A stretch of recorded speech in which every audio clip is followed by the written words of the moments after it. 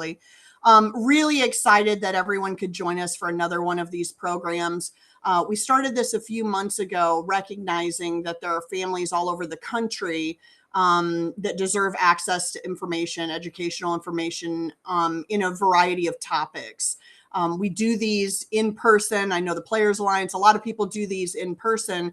And we thought, what's a better way to be able to reach sort of the masses than to do this via a Zoom webinar once a month? So as in line with our mission, we keep everything no cost. We have no intentions of ever changing that. So this is really an opportunity for families to get access to information from leaders in these topics. And this particular topic we were really excited about because, as we all know, the landscape of recruiting has dramatically shifted in the last year or two and continues to shift, it seems like daily. So we always describe it a little bit as sort of the wild, wild west of the baseball industry in particular. And so we wanted to do one of these specifically around baseball recruiting tonight, knowing that chances are we're not going to possibly have enough time to cover everything that we need to cover. And we'll probably have a part two shortly in the new year to expand upon this. So what this looks like is we've invited some leading experts in the space around this from different walks of life. When I call you out, meaning a presenter, please just do a quick little bio so everyone's aware of who you are and what you're doing. And then after we get through that, we've got a couple special guests. I do want to remind you guys on the front side that due to the NCAA changes, a few of our special guests are going to be D1 coaches. And as a result, it's very important that parents and players alike understand that they are here purely from an informational perspective, not as a part of a recruiting trip. So when we get to the Q&A section at the end of this, if you could be just cautious of that and not ask our D1 coaches in particular specific questions, especially about their universities, unless you are a class of 2024, 2025, and 2026. So full disclaimer in that. Also, please, for all the parents and kids, if you don't already follow Rise to Greatness on social, please do so on Instagram and Facebook. A lot of this content, a lot of our programming announcements are done that way. It's just way more efficient. And we want to make sure that you guys know about all of this type of programming in the future. We hope each month to continue to launch these. We choose a subject each month as a way to really get experts in that particular field on. So for any of the parents, coaches, or players that are listening tonight or will hear this recording, please feel free to forward any ideas that you have for shows that you would like to see to our education at risetogreatness.org. And remember, in Rise to Greatness, the 2 is a numeral. But please send us any ideas that you have for future episodes, as we, want to keep the content fresh and very relevant. So yeah, tonight we're going to try to at least take a jumping off point of tackling the craziness of recruiting. And our first speaker up tonight is Andrew Brower, who is the COO and founder of QuestFit. And Andrew, if you'd like to unmute and go ahead and present, that would be great. Happy to do so. Thank you for having me, Jen. I'm excited about this topic. As Jen mentioned, I'm with QuestFit, which is a software company and company in general that was designed to help players specifically through education, providing tools, and opening up a network connecting with people who can help you through this process. So what Jen's doing perfectly exemplifies what needs to happen to get through your recruiting process. And you need to know that you're not alone and people are going to be willing to help you. And you should certainly use that and leverage that so that you guys can get to where you need to go. For my background, I'm a former collegiate baseball player, had a little bit of success, played a couple years of independent minor league baseball, worked through various baseball industries, and got into where I eventually co-founded QuestFit. I also do run a travel baseball program. I've been a baseball coach myself for, while playing, but full-time, I guess, for over a decade. And I have a lot of these conversations with athletes. And so I think it's great to get a big group of people together to go over some of the basics. Fortunately, Jen put together a great list of panelists here with an agenda outline. So I'm only going to be covering a small portion of it to hopefully lay just the easy foundation and timeline for you guys among some other small components of it. But there's some other panelists that'll be able to talk more in depth on some of these topics. So hopefully you guys will get a good understanding at the end of this, and you'll also feel comfortable about how to take the next steps in your process. So I'll start sharing my screen at this point.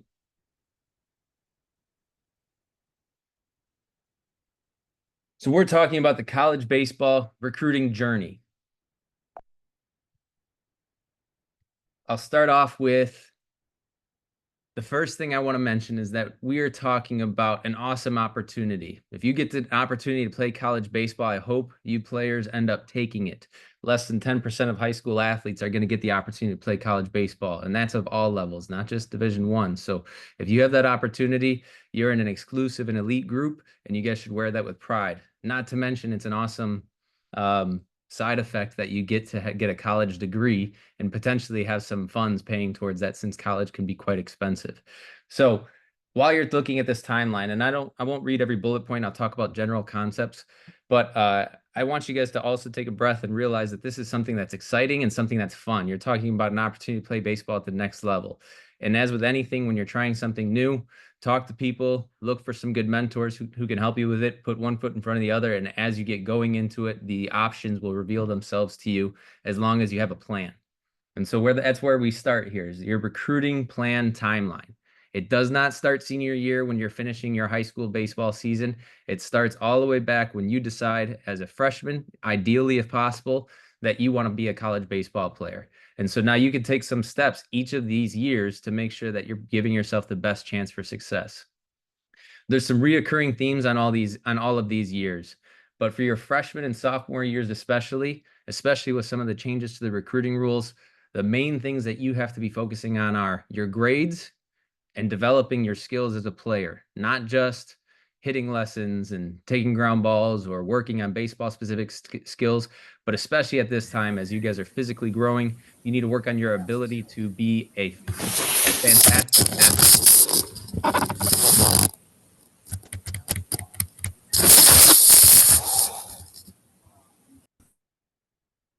What I mean by that is you guys need to start taking pride in yourselves as an athlete, focusing on nutrition, your sleep, your weight training, and speed and agility and mobility. All those things are going to possibly impact your baseball ability greater than taking a hitting lesson a week or something of the sort. Of course, the baseball skills are important, but make sure you guys are making yourselves the best athlete you can be.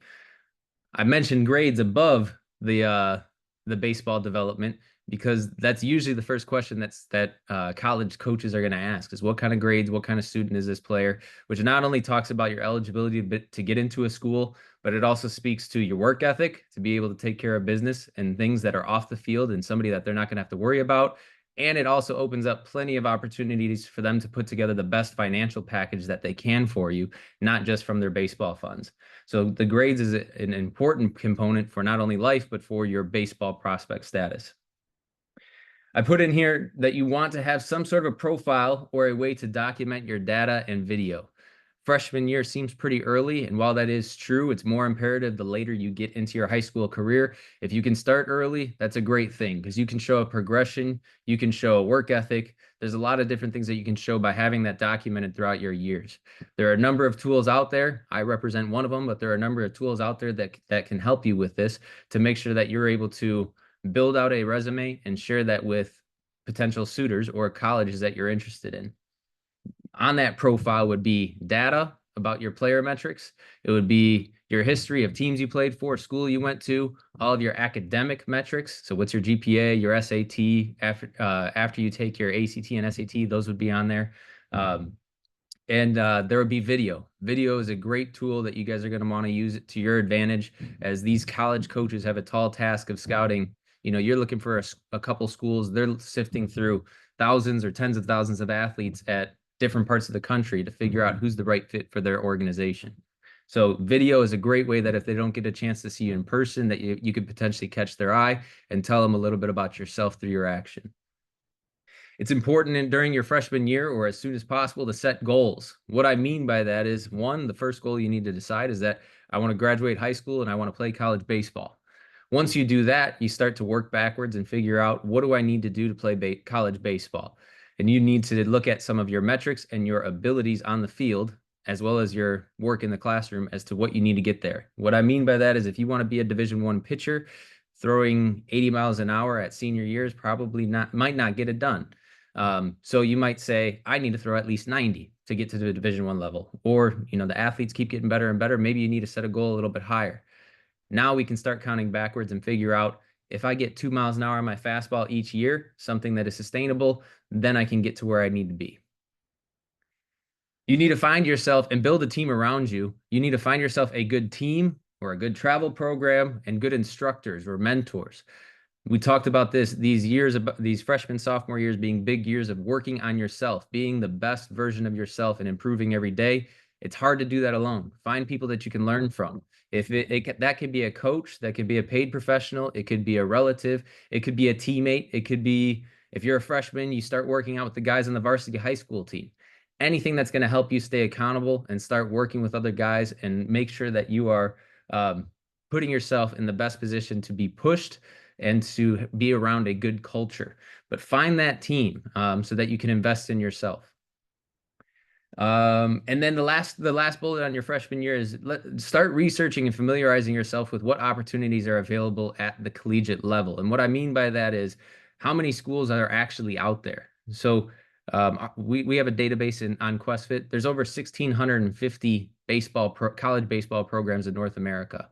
That means if you are a player that has the ability and you have the desire to do it, there's probably some opportunities out there for you. You just got to know where to look. And you need to understand what those different levels of colleges can offer to you, being Division I and Division II schools able to offer scholarships, junior colleges potentially able to offer you scholarships, your transfer opportunities, what Division III schools are available to you, what are you interested in studying. So start to familiarize yourself with what's actually out there. It's the research phase. Moving into your sophomore year is a lot of rinse and repeat, still continuing to work with yourself. However, some new introductions there is, you need to make sure that you register with the NCAA Eligibility Center. If you type that in Google, it'll take you right to their site. You don't have to do it sophomore year. You just have to do it before your senior year. But if you do it in your sophomore year, it's going to make sure that when you're putting in transcripts, when you take your ACT your junior year, different things like that, it's going to track your eligibility. And I would strongly encourage you to work with your high school counselor, if you have one available to you, to make sure that you're on track with your core curriculum to be able to apply to the colleges and be on track to be able to be a college athlete, which has certain requirements more than just admissions. Continue to research your schools, but now you're doing it with more intent, potentially based on where you see yourself being in a couple of years, what you want to study when you're in college, because that's a big component of how you're going to choose a school. And then you can, the last two bullets, I'd say, I don't want to say are optional, but they are case by case dependent. I put on here, attend 1 to 2 showcases, and I also said reach out to schools. I think reaching out to schools is a good practice, and going to showcases is a good practice if you have something to show. You have to get and I didn't mention it, but you have to get an honest evaluation of yourself both of these years so you understand where you're at and where you need to go. If after your evaluation you feel like, compared to your peers in your graduating class, you're not where you want to be comparatively, maybe you shouldn't spend the money, because these showcases aren't free. You shouldn't spend the money on a showcase, but you should spend it more on training or spend more time and effort. It doesn't all have to come down to money.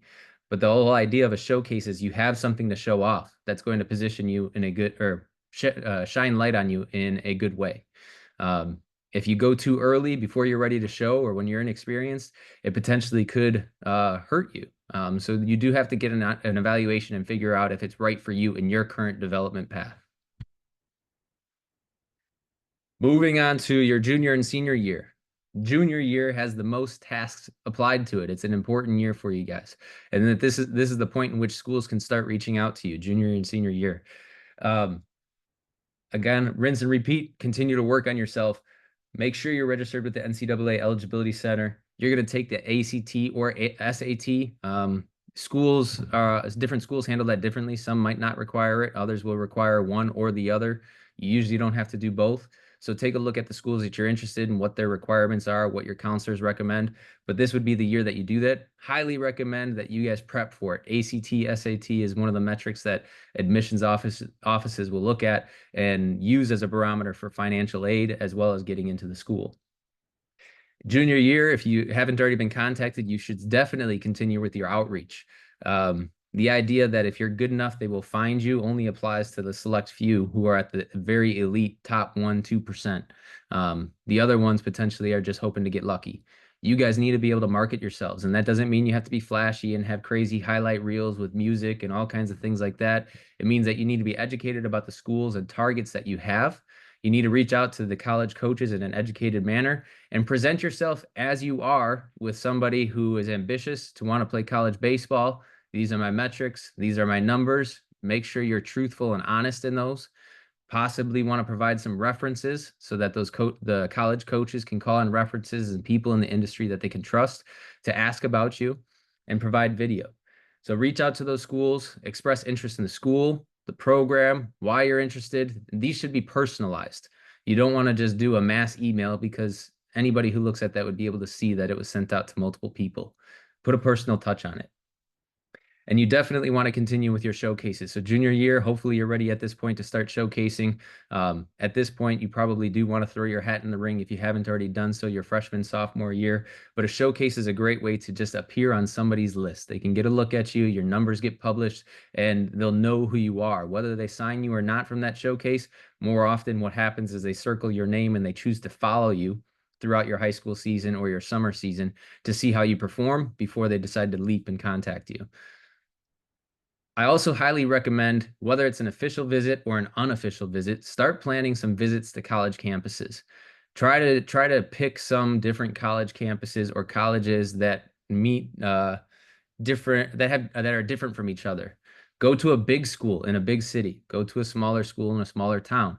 Go to a Division I school. Try and check out their facilities. Go to a Division III or a junior college. Try to figure out what you're looking for. If you haven't actually been on a campus and had a chance to look around, you might not exactly know what you're looking for. So it's a great opportunity, whether you're invited by the college coach or not, to be able to get out there and figure out what's important to you.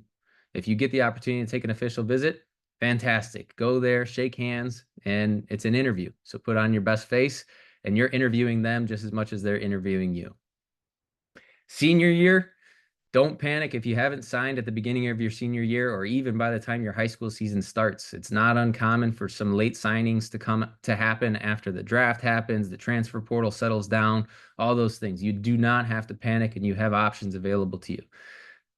Continue to work on yourself, continue to improve. If you have signed, that's not the end of your journey. You don't just sit back and say, I made it. I highly recommend that you guys enjoy your senior season, continue training just as hard or harder than you ever have.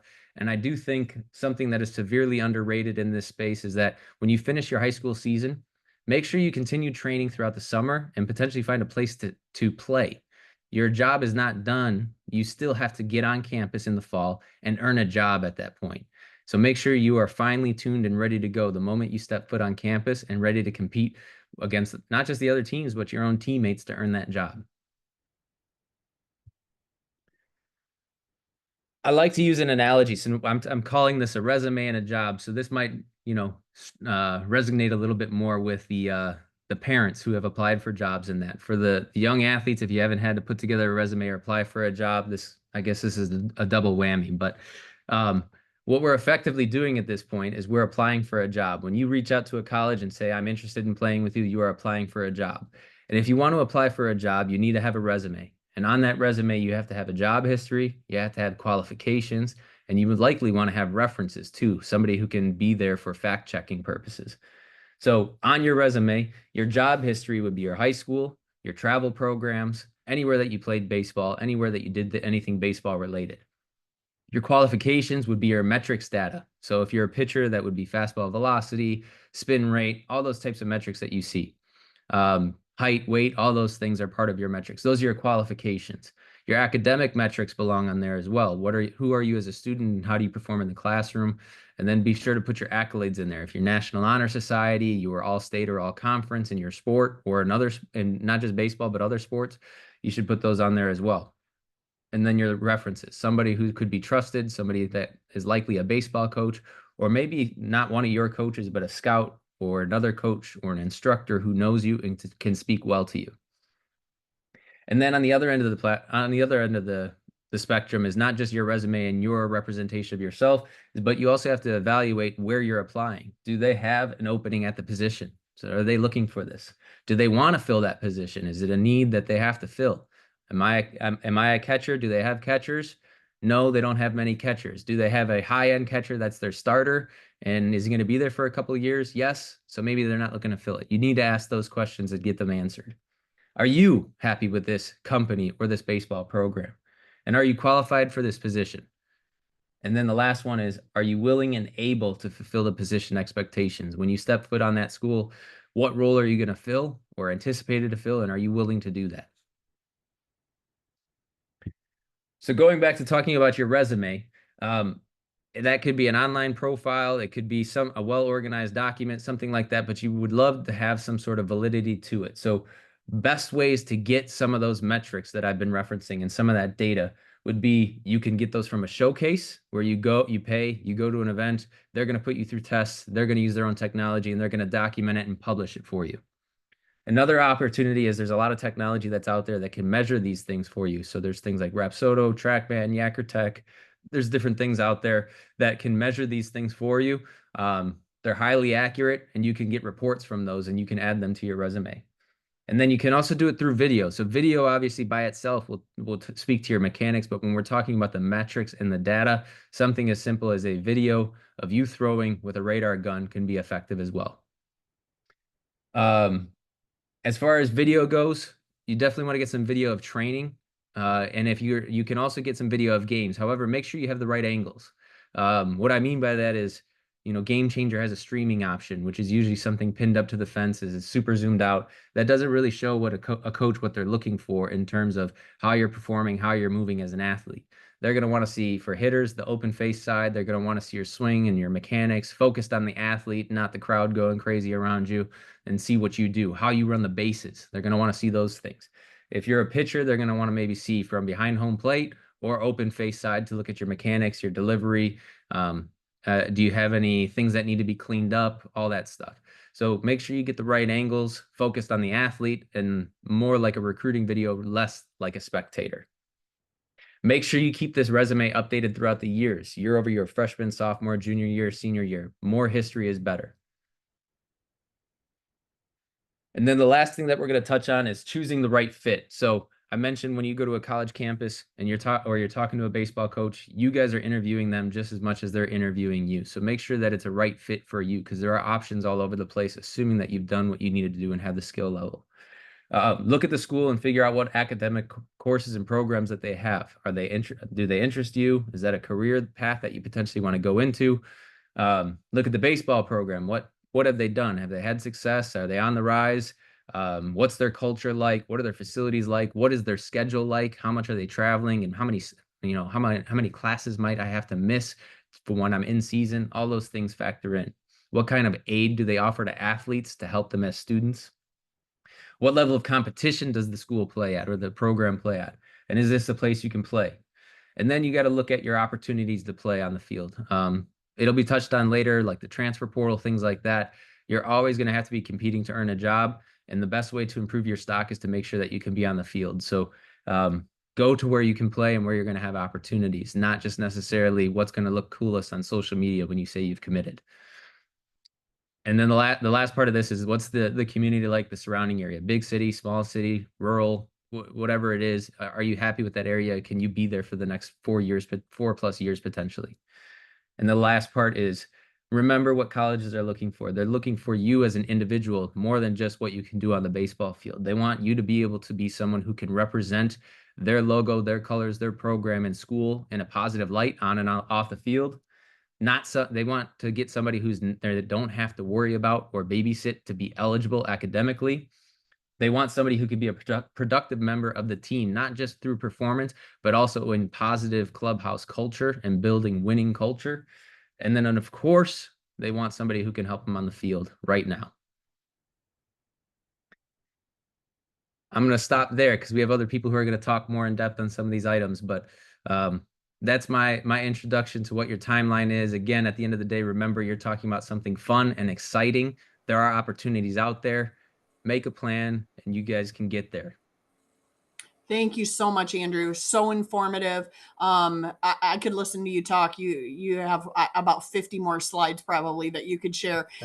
Just wanted to real quick before we move on to Coach Skinner, that in the chat you will see our education at risetogreatness.org. Please make sure that you ping us with your emails after. And we'll make sure that Andrew shares these slides with you, and that way you'll get a recording of tonight that you can share with folks on your team, other parents, etc. So, Coach Skinner, are you on right now? Yes, ma'am, I am. How you doing? Okay, wonderful. I just want to do a quick introduction. This is Chris Skinner. He's the assistant baseball coach, standing in for Coach Grissom from Morehouse College.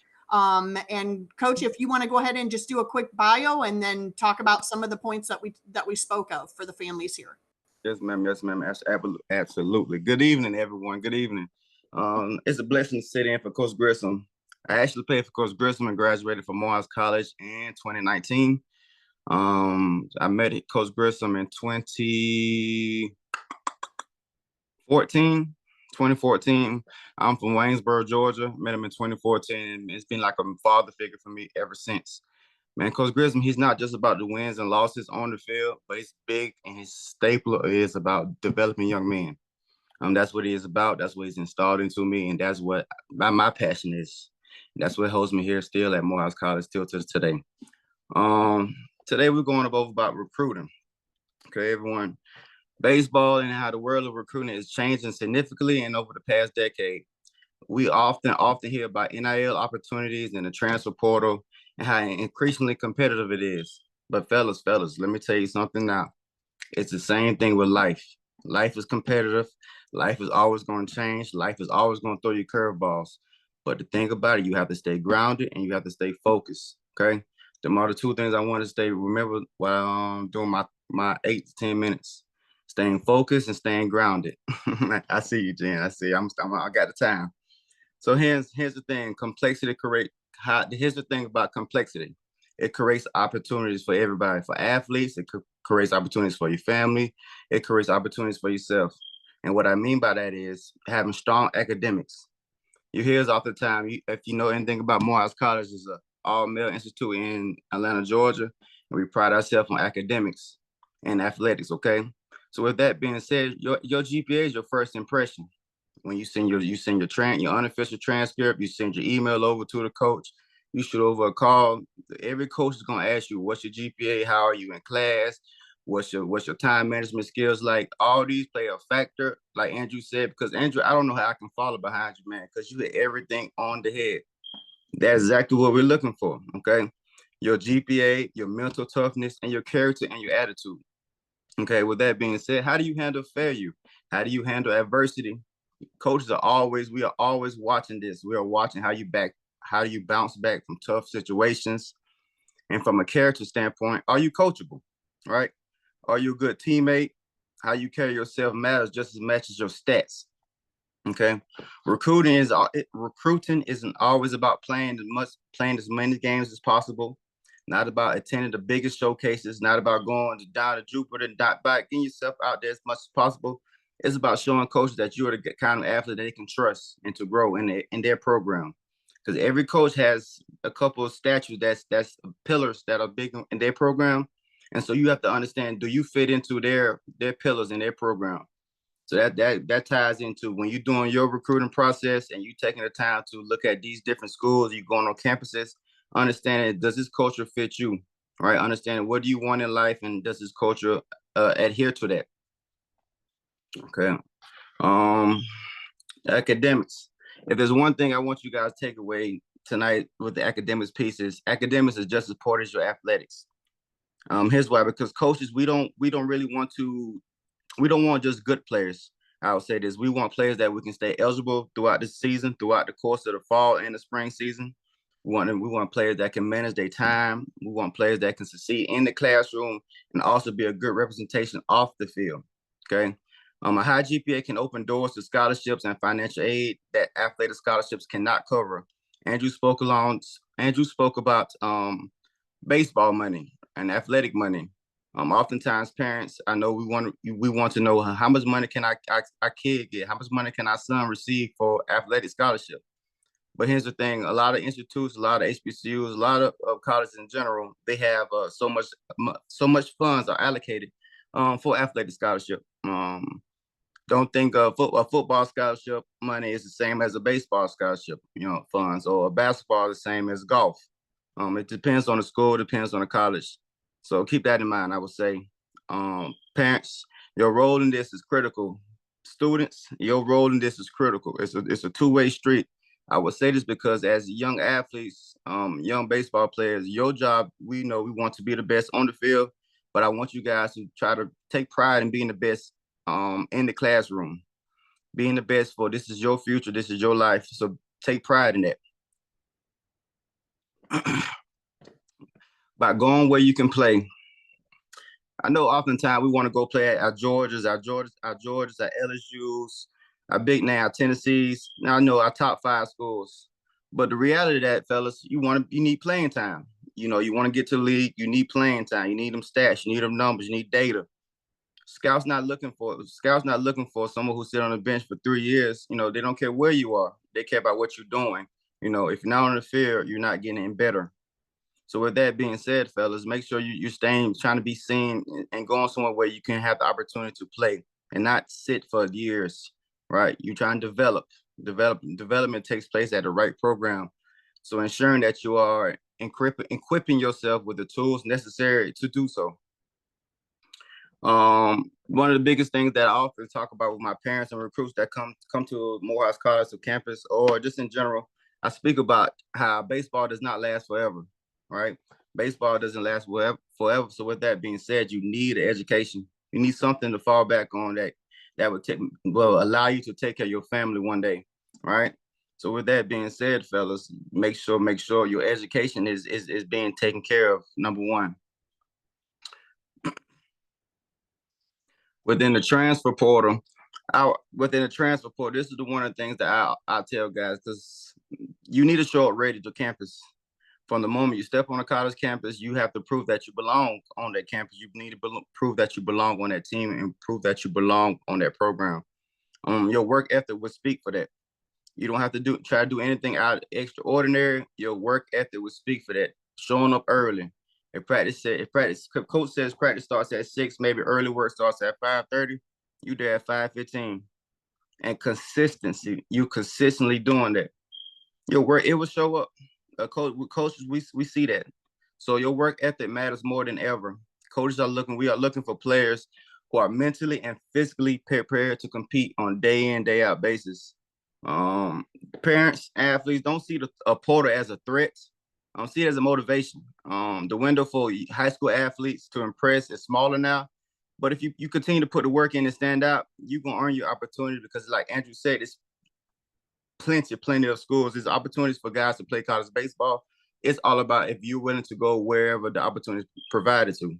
So do not limit yourself just because you don't get the big name school that you would like to go to.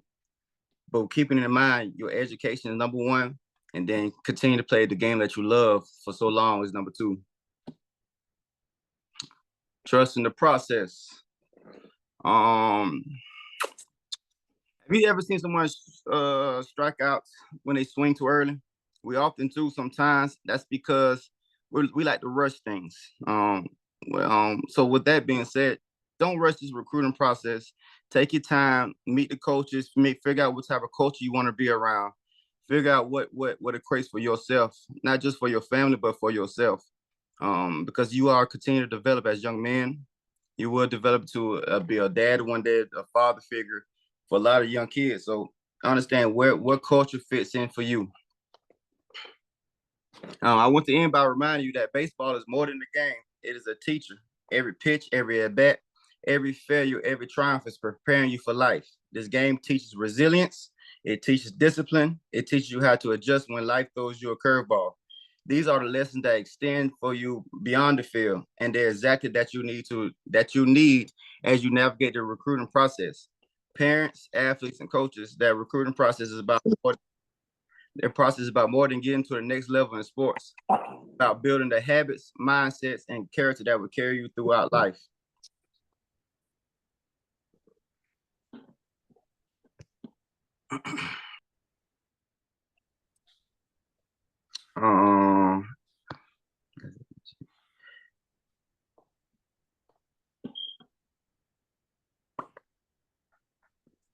Hello? My thing is froze. I'm sorry, y'all. No, we can hear you. We can hear you. Okay. Uh-huh. I'm gonna close it out right here. So, to the young athletes, your talent will open doors, but your character will keep them open. Right? I want you to remember this. Your talent will open doors, fellas, but your character will keep them open. Show coaches who you are, not just as a player, but as a person. That would take you a long way. To the parents, thank you for being the foundation that your child needs to succeed. Your guidance and support is not invaluable. Okay, kids, keep working, keep working, keep working. Yeah, it is. Thank you so much, Coach Skinner. That's all super great advice and great insight as well. Next up for everyone, we have somebody I'm lucky to call my friend. I love her dearly. She's a philanthropist. She's a mom. She's a wife. But most importantly, she's an amazing agent with CAA Baseball. And so I'd like to introduce Amber Sabathia. Thank you, Jen. I want to just start off by saying thank you to Andrew and Chris. Both of you did an amazing job there. And I'm going to try to go fast because I was telling Jen earlier, I'm super interactive. I love a Q&A. I see we have a ton of kids on this call today, so I would love to talk to the parents, the youth, the players, the coaches. I see some friends on this Zoom as well. Shout out to Edwin. I didn't know you was going to be on here. I definitely text Cece and told him you were here. So, this baseball world is a family. And as you grow through it and as I've learned, I've met so many people and have met so many great people along the way, Jen being one of them. To give a quick bio, Amber Sabathia, my husband, 19-year MLB pitcher. Fingers crossed, we hopefully you're not supposed to talk about it till it happens, but a candidate for the Hall of Fame next year. I also have a son, Carson Sabathia, who is draft eligible next year. So 25 is a big year with a few clients also potentially being drafted as well. All these things you don't want to talk about until it happens, but exciting year coming up next year in 25. And so I want to kind of just go through a few pillars that I sent to Jen, and I would love to answer any questions any players, youth, parents have. And I'm going to kind of be real direct because I feel like as an advisor, I'm with CAA Baseball. I started with CAA 3 years ago, and I joke that I'm a rookie and a vet because I, of course, went through CC's career with him and went through the contract negotiations, the marketing, the on and off field, all the ups and downs. But also, started with CAA 3 years ago and getting in this amateur space, which has been an amazing ride. And I'm so excited to be a part of it.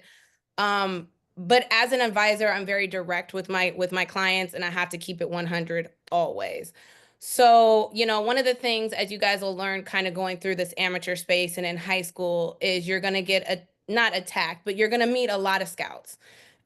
Just to be clear, MLB employees, area scouts, cross-checkers, directors, they all collaborate to make their decision about the draft. So a lot of kids that, I've seen on this journey, they get, approached by an area scout and they're like, oh my God, I talked to this team and that's it, I'm getting drafted. That's not the case. They're doing their job. Their job is to go and meet with all the, the potential players and meet with all the kids and rank them on their own system. And so I want to get into a lot of the youth that are on here today to understand that note that it's important. Yes, rankings are important, but there's various platforms and it does not dictate your draft. It's the team's decision on when they're going to draft you. So don't get caught up in the rankings. Don't get caught up in I'm here, I need to be here. Understand that the actual MLB team is who makes that choice. And you could be ranked 50th and be a, top 10. You just never know. Those scouts, those area scouts, they're doing their job for the draft. to discuss NIL and the collective. In college, you know, baseball is one of the lower generated sports for NIL, but that doesn't mean that the money's not out there. The colleges also have collectives, and I want to be clear that a college can tell you they're going to get you a certain amount. None of that is guaranteed. So I think previously Andrew and Chris had talked about go where you're gonna play, go where you get along with the coach the most, go where that's that culture, and that don't go because of what a collective is promising you, because that's never guaranteed money. And that kind of takes us to the transfer portal and why kids end up in the transfer portal, because they go to a school because they're thinking they're going to get playing time. They're thinking that, you know, they're promised this amount of money and they don't get that money. And so the transfer portal is, I call it the wild, wild west right now. It's very unpredictable, but you can find the right spot and know that there are a lot of colleges that are picking transfer students from juniors and seniors. So be patient when you get to college, have open communication. That's key with your coaches, and just trust the process. Um, and in that process, I get to the advisor, and you want to find the right advisor. You want to be with someone that you comfortably communicate with at any time. For the amateur players out there, manage those relationships and understand that this sport, it's a lot of work to it, especially in your amateur space with the family and the educational commitments that it requires. So make sure you have that communication with your advisor when choosing that advisor. And this one's for the parents. As a parent, you are your child's biggest advocate. You are not the advisor. You're not the agency. You are out there advocating for your child and you're fighting for your child. So in the process of finding that advisor, you want to make sure that you're staying on top of their schedule. You have a relationship. They are educating you. They're putting you in the right showcases, the right tournaments, and helping them advance their career. So those are kind of just a few things that I wanted to touch on with Jen when she reached out to me and she said, you know, what are the pillars right now that you're seeing the questions in the amateur space? And those are those NIL, collective, advisor roles, agencies, transfer portal. So after everyone speaks, I would love to answer any questions anyone has. Like I said, I'm a rookie and a vet. I've been in this game for a long time. So, you know, shoot anything my way. If you want to reach out, I'm very active on socials. Feel free to DM me with any questions. I'm here to support. So happy to be a part to Rise to Greatness. Make sure you follow them on socials. Make sure you share your email here in the chat because they're a great organization. Cece actually is one of the board members, sits on the board of Rise to Greatness. I've been able to witness the work that they do, and they're truly out to support the youth, support the amateur space, support you guys, and getting you the services that you need without a fee tied to it. And I think that's where Jen and the Forest Family Heart shows that they really want to support all of you. So all of you on here today, again, like I said, reach out, share your contact info with Jen because she's going to be a friend in this game, and she's a friend you really need to support. So passing the baton, who's next? You are absolutely too kind. You're very sweet. Amber does not even go into the depths of what even she does philanthropically. So aside from being a friend, they're doing amazing work as well. And, you know, we're all in this together, which is the important message here. But just to expand on that, the advisor thing is so critical. The only thing I will say, just from my own experience, is make sure that that advisor is an advisor for the family. Like, you know, the parents are such an important part of that decision making, and you don't want an advisor that cuts the parent out of the decision making process. So I'll just say that and leave that there. I hope you don't mind, Amber. That's great. The next lady that I get to welcome, I've gotten to know over the last few years. You guys might know Lash and Agent Henderson. They both sit on our new junior board of directors. Amazing kids. But Tracy, I want Tracy for you to also tell your story because, you know, you were new to baseball and then your boys got interested in baseball and you have made it your mission to make sure that you understand it, you support it, And she's been, I'm sure many of you on this, if you follow her on social media, she's kind of like Amber. She tells it to you straight, no strings attached. And so we're really honored to have her on. So Tracy Henderson. Hey guys, how are you guys doing? This is absolutely an honor to speak in front of you, and I feel extremely close to the parents because I'm going through this process, right? And it's great to hear from Amber, Chris, and Andrew. Everything they've said is absolutely golden. But I can tell you right now, I'm the closest to you probably. I'm going through the ebbs and flows that you're going through and hearing things daily and figuring things out. And what I could tell you for anybody who's going through the recruiting process with your son, make sure you take notes and you're paying attention to what is going on. There are so many things that are happening, and I think it's exciting to see kids commit to college. But the biggest issue that I'm seeing, and I hate if I come across as doom and gloom, but we need to talk about these things because I think what happens is you post your kids going off to school, you get them off, and then he's back home in the fall, and you don't know, wait, what happened? How did this happen? You don't know why it happened, and you need to know what it takes to get to the next level and what exactly that you signed up for as a parent, because nobody's telling us this. Nobody's telling us, hey, my kid is committed. We've talked about it online, on social media, everywhere, but he wasn't quite ready, and we didn't know that. We thought because he was successful in high school, he was getting all these accolades, he was ranked high. Like Amber said, the rankings really just don't mean as much as you think that they do. If you pay attention to these drafts that are happening every year and you see these players, I will tell you the last 3 years I've looked at the draft and I'm going, who the heck is this player? Where the heck did he come from? I haven't heard of him, or he hasn't been trending the last 3 or 4 years. That's because that kid hadn't been paying attention to rankings. That kid has been working and somebody's been watching. And it's very important for us to understand what is and what is not important. So I want to reiterate what Amber said is the rankings are not important. You have a bag of popcorn and all the kernels pop at different times. You're going to have some kids, their kernel pops in the very beginning. They're getting all this recognition. And there might be 1 or 2 kernels that have a high trajectory, and that kernel just continues popping. Nothing you can do about that. But if your kid's kernel is warming up, you got to trust the process. First, as a parent, what I would say is please don't ever compare your kid to somebody else's kid or what the accolades that another kid is getting. Don't think that you're behind because these sanctioned tournaments or guys are out here and they're hyping up players, but they're not talking about your player. Don't worry, don't get caught up in that. Be caught up in the development process. So there's just a couple of things that I want to touch on. When your kid commits to a college, make sure you understand what you signed up for.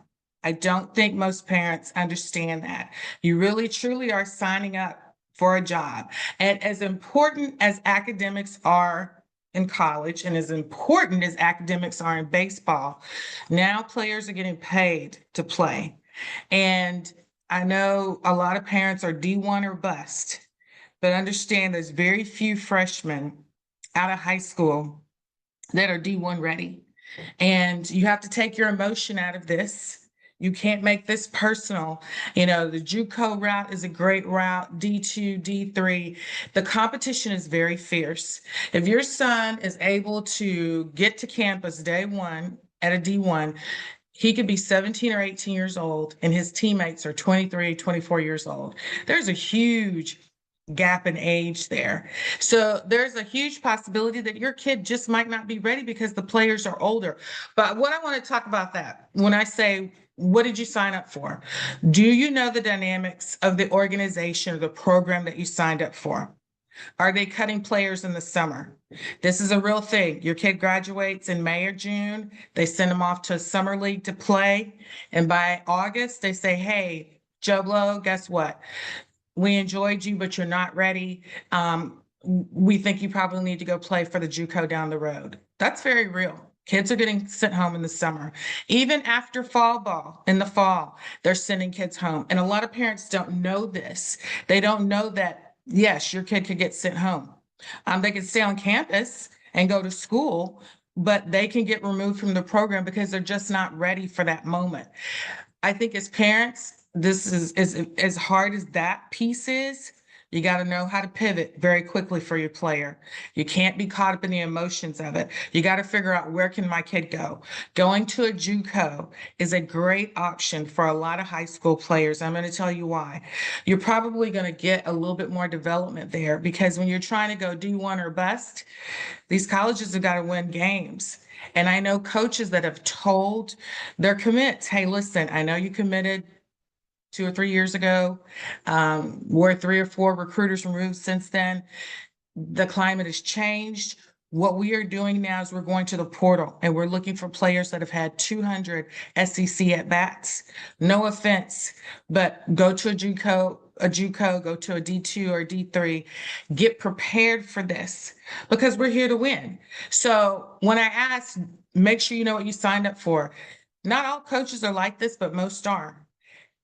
If you're going to go to a school, make sure you understand, what is the coach's thought process? Is he about development? Is he going to develop my kid? There's a lot of coaches that aren't doing that. But also, when you're meeting with these coaches and they're recruiting you and they're sitting down in your living room, ask them, why are you chasing my son? What is it about my kid that you like? What are you interested in? What does he need to work on? What is he doing right now in high school that's not transferable in college ball? And get to work on those deficiencies. That part is really important. A couple things you need to ask. Is your kid going to be able to choose his own major?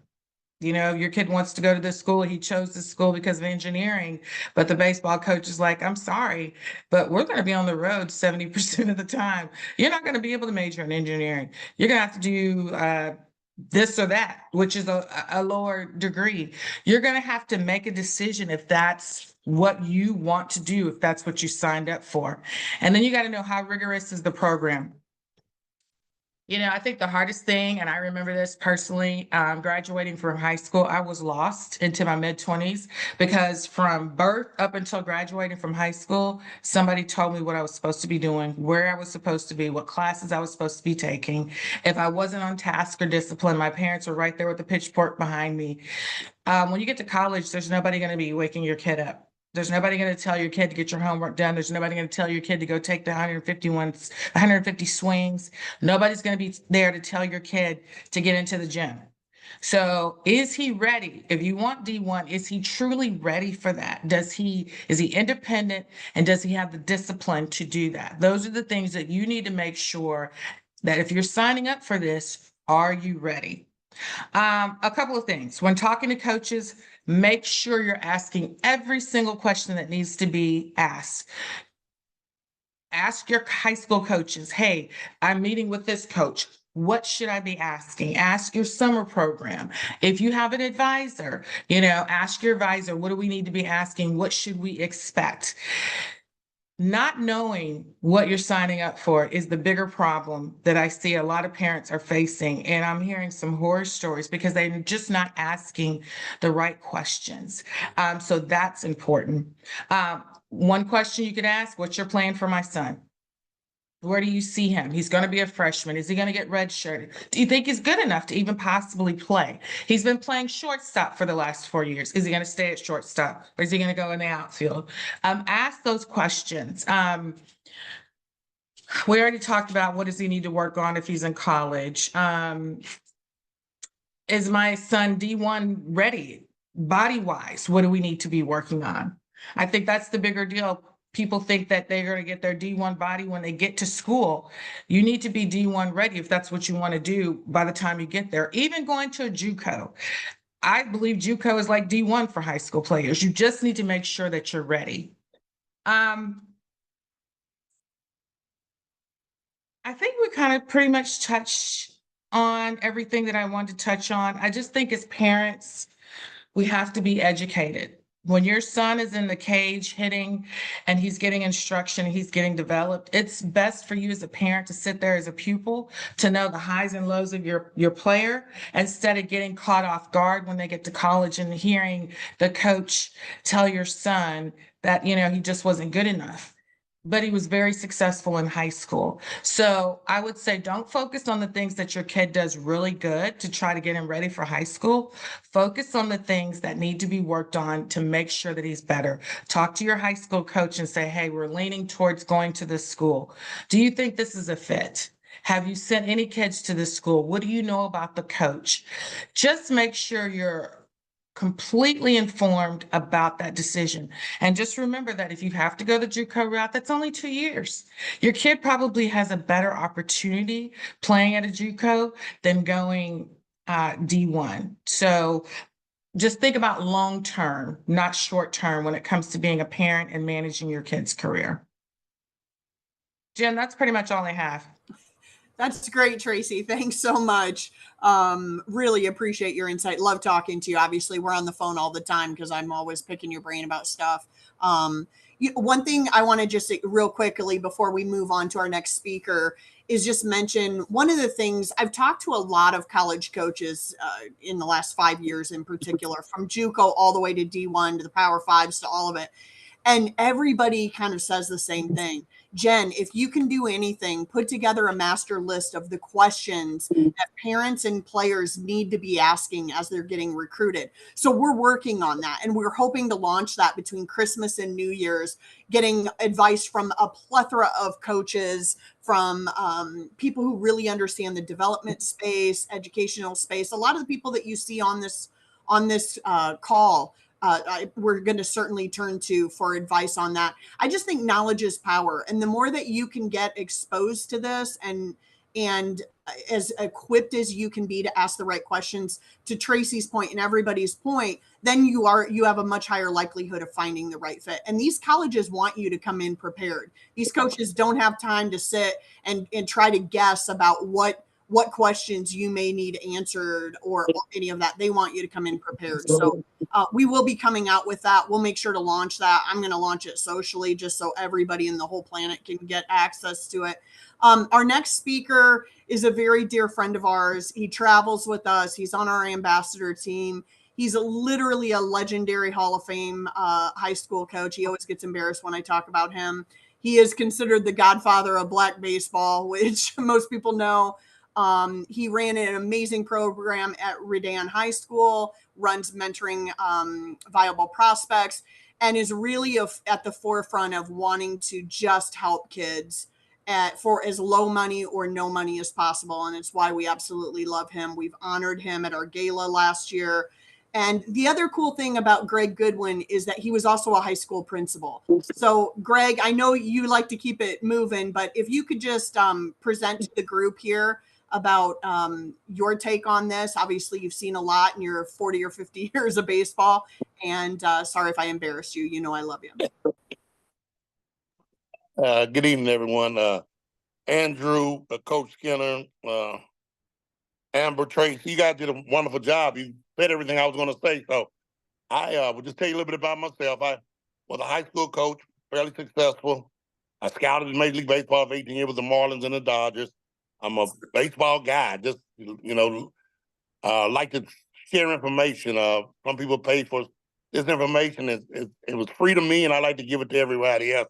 That's one of the reasons that I'm so fond of Rise to Greatness and do whatever I can to help this program grow. I, like you said, served as a high school principal, and then after that, I was the county athletic director. So I've been in sports most of my life and athletics most of my life, but my passion is baseball, will always be baseball. I not a dream killer. I'm just realistic, but I'm realistically a dream maker. And I just want to share with you guys that everyone grows up wanting to be a Major League Baseball player. But realistically, it's not going to happen. But there's so many opportunities in baseball. I want to talk about that. I want you to take your education seriously, as other people have talked about, because 93% of us are going to be professionals in something other than baseball. You may work in baseball, but being a Major League Baseball player is probably not going to happen for the majority of us. Now, I want you to work toward that goal, but also understand that the reality of that happening is very, very difficult. My goal was always to get kids into college through baseball, because once you get to college, there's so many things can happen for you. The opportunities that you'll come across once you get to college are enormous. I just want everybody to understand that you are a student athlete, and the student is first.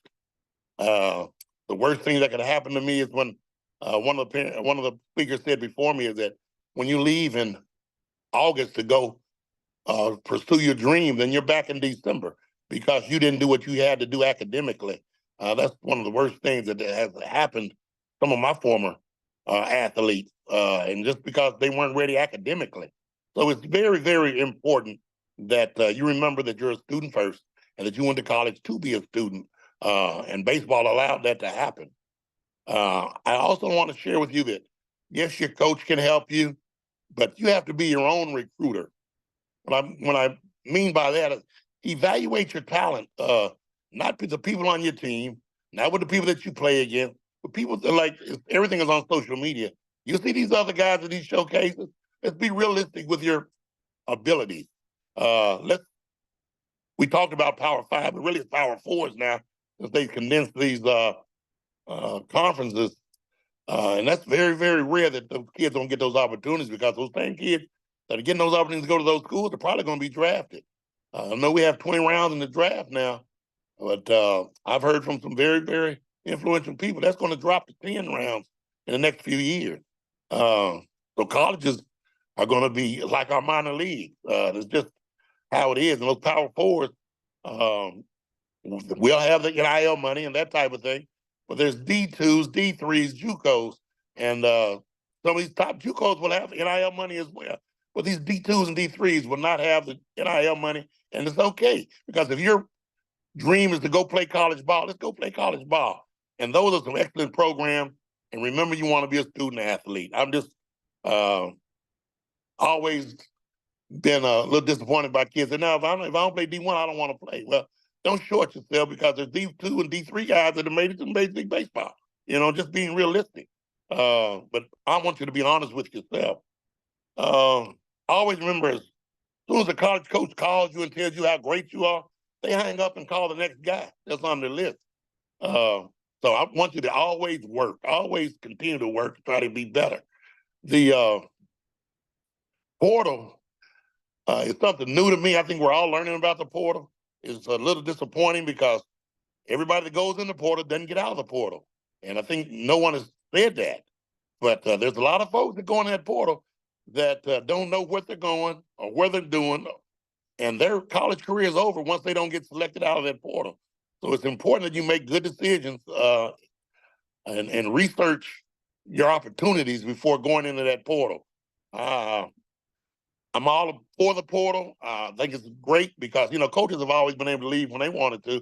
So I think it's good that kids can leave, but I also want you to be realistic when you're discussing those opportunities, because everybody that goes in the portal is not coming out of that portal. Be wise. Transport portal saw 12% of the student athletes enter the portal. Unfortunately, only 45% got playing opportunities. 12% of the players that were in college rosters last year went to the portal. But of that 12%, only 45 landed on another roster. So understand that it's a tough situation. Try to make an informed decision. And remember, only 2% of college athletes are going to go play professionally. So again, let's be students first. Again, I'm a realistic dream maker, and there are so many opportunities in baseball. I'm living proof of that. I wanted to be a professional baseball player, but I stayed in baseball because I was a high school coach and a professional scout. And those opportunities are limitless. Major League Baseball is always looking for good baseball people. And those opportunities are just not in scouting. They're in marketing. They're in groundskeeping. They're in umpiring. Everybody on this call, Jennifer, knows people at Major League Baseball, as well as a lot of us on this, that can get you into those programs. We want young people to stay in baseball. But again, remember the other opportunities besides playing. I'm just a proponent of getting kids that are passionate about the game to stay in the game. I have a lot of other things that I could talk about, but I think everybody's covered most of it. And I'd like to get to the Q&A. Again, I'm a big fan of what Rise to Greatness is doing. And this information is going to be, like I said, recorded and shared with your friends. Because if you're a third string player in your high school team, you don't need an advisor. You know, we're giving you this information. Thank you, Jen. Thank you, Greg. And real quick, before we move to our two surprise speakers tonight, just want to acknowledge, I say this all the time, people are probably getting so tired of hearing this. We are so fortunate to be surrounded by amazing people. And on this call, for all the parents and kids, there are so many individuals, to Greg's point, that stay in baseball. We have guys on this call right now who have played at the absolute highest level possible and have had amazing careers, and they're still giving back to the next generations of players. And that's monumental. I mean, we talk about generational baseball all the time, and it's so necessary. And then also, to Greg's point, absolutely right. My dad says all the time, there are more careers in and around baseball than probably any other field. So if it doesn't work out on the field, that doesn't mean your dream of, being in baseball is over. So real quick, full disclaimer for those of you, because we've had a lot of people join us before I said this, or after I said this early on. Obviously, due to the NCAA regulations, we have to be very, very careful for players, families, and also coaches at the D1 level, with all this contact before. So we have two speakers that are going to just briefly talk. We're honored to have them on here. They're both just incredible human beings, incredible coaches, incredible for baseball.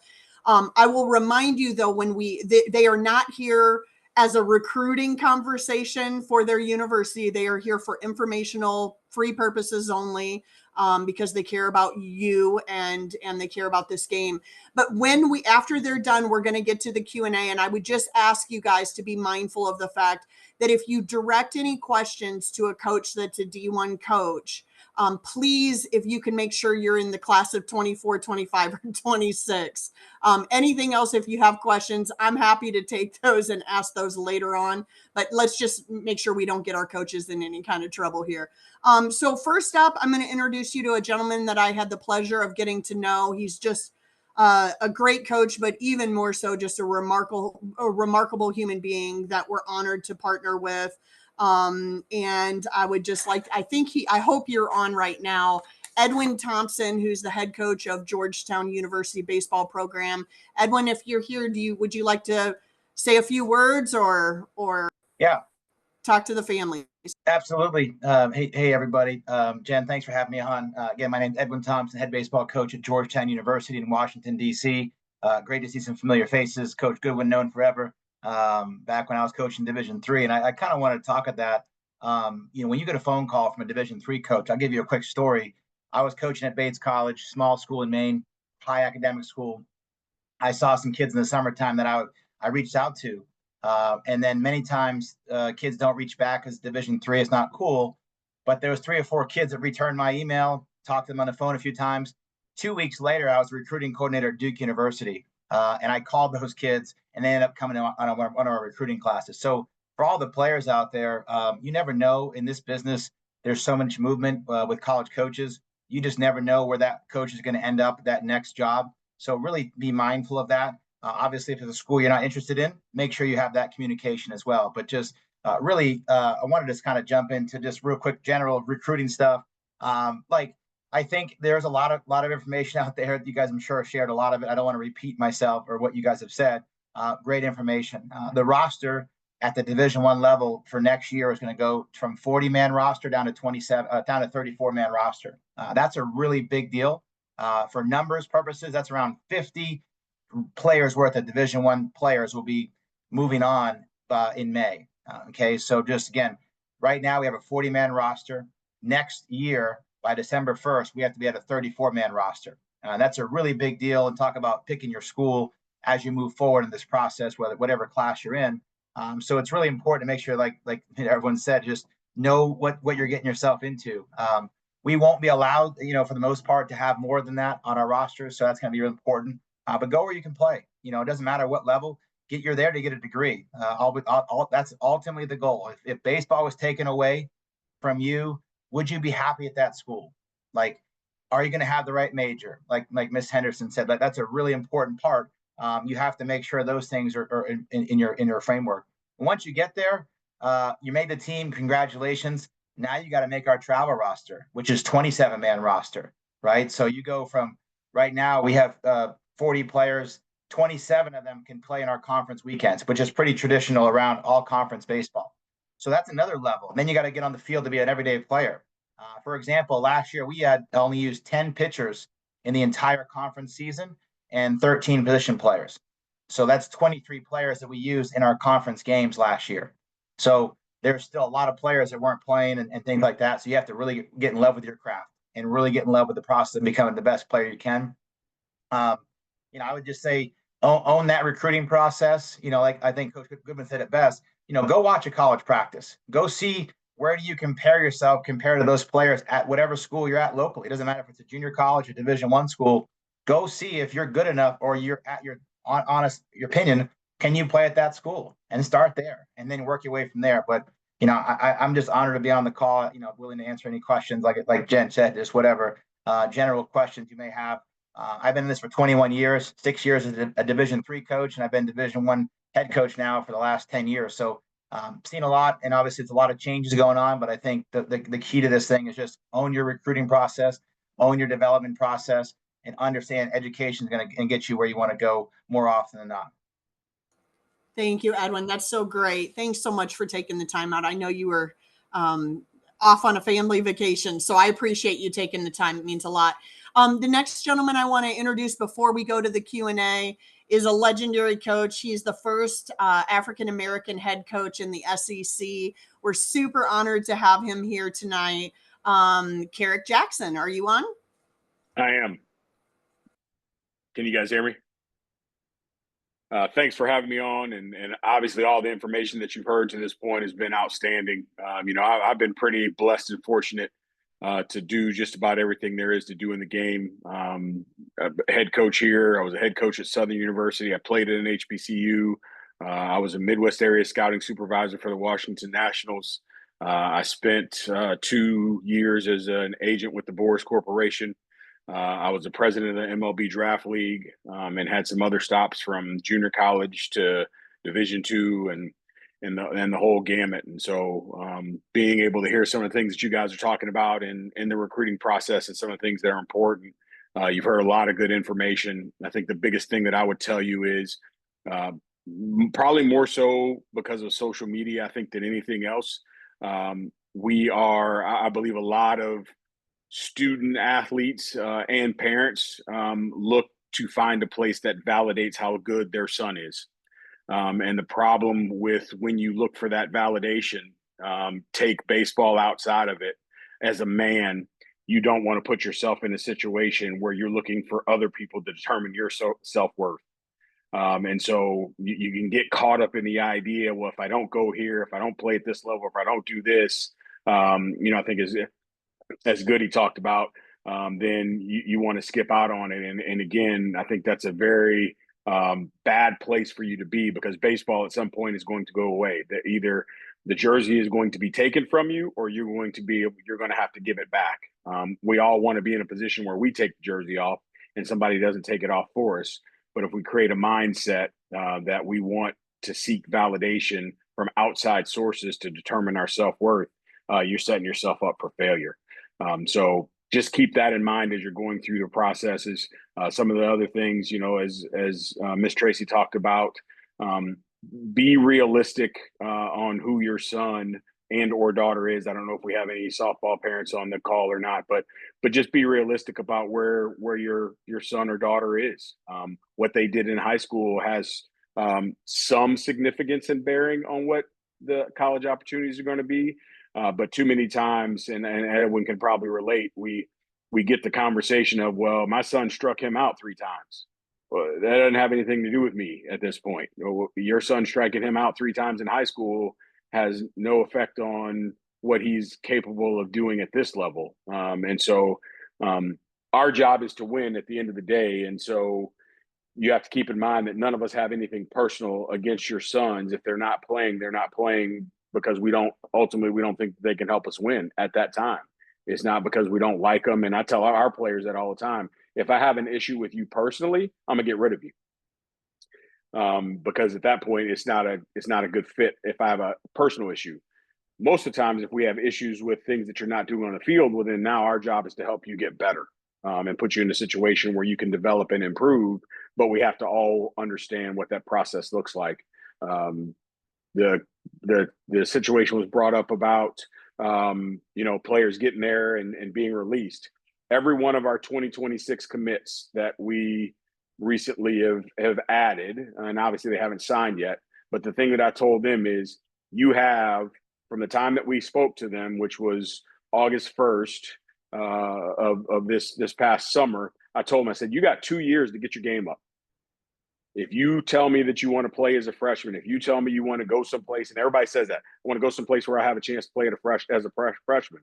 Well, one, in the SEC, that doesn't happen that often. At the college level, Division I level, it doesn't happen that often. But the reason that keeps kids off the field is their skill level. And the beauty about skill level is your skill level can be improved. God has blessed you with the talent, or he hasn't blessed you with the talent. And too many times we confuse the idea of your son's being talented, and that's what's supposed to put them on the field. And our game isn't a game of talent. Our game is a game of skill and consistency. And so the idea of wanting to have the opportunity to play early, well, then you have that time frame to make sure that your skills are at an elite level, that at that point, there's not a coach in the country that if a true freshman walks on campus with an elite skill level, that freshman is not going to get an opportunity to play, because it's a skill-based game. So if the skills are elite and the player can play the game and slow it down, we're going to put them on the field. Carrick, thank you so much. It's so great to have you two gentlemen join us. I'm going to kick off the Q&A.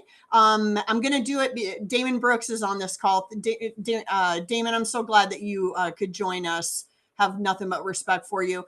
He put the first question up in the chat, so I'm going to lead with this, and then please, young men and families, this is your opportunity to get a wealth of knowledge or have any question answered. So don't be shy. I shouldn't be talking this much. First question from Damon is, the terms process and development are used often. Can someone expand on the panel and give a few bullet points regarding those particular areas?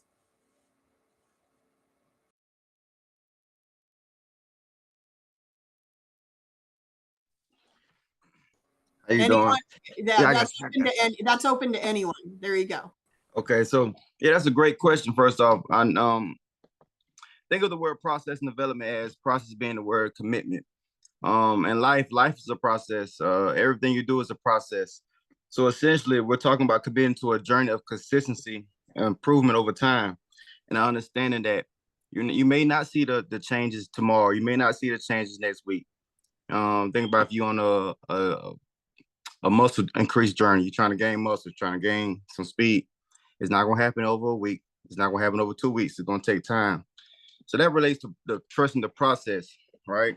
In terms of development takes over the mental development, the physical development, the personal development.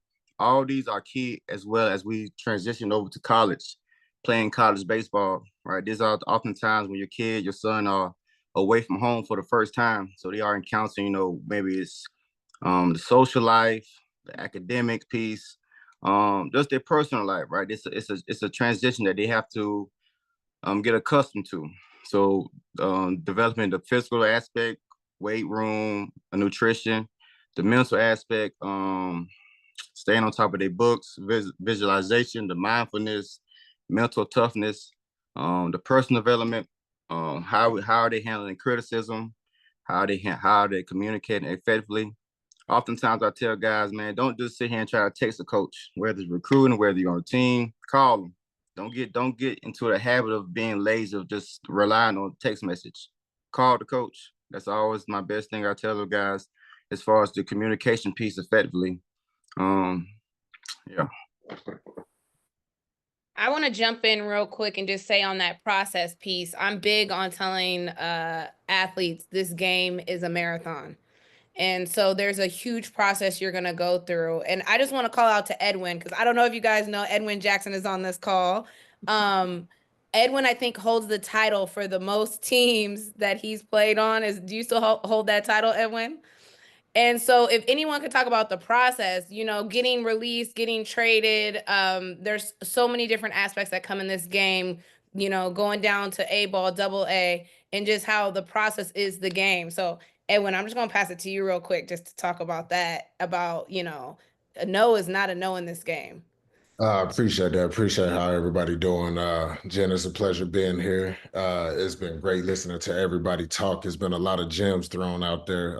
It's a lot of good information, and it's a lot of good information that a lot of people don't get a chance to be privy to. So for all those that's on the Zoom, definitely you're getting free gems right now from all these great people that have spoken. The process is the process. I think a lot of people get caught up in the process and results.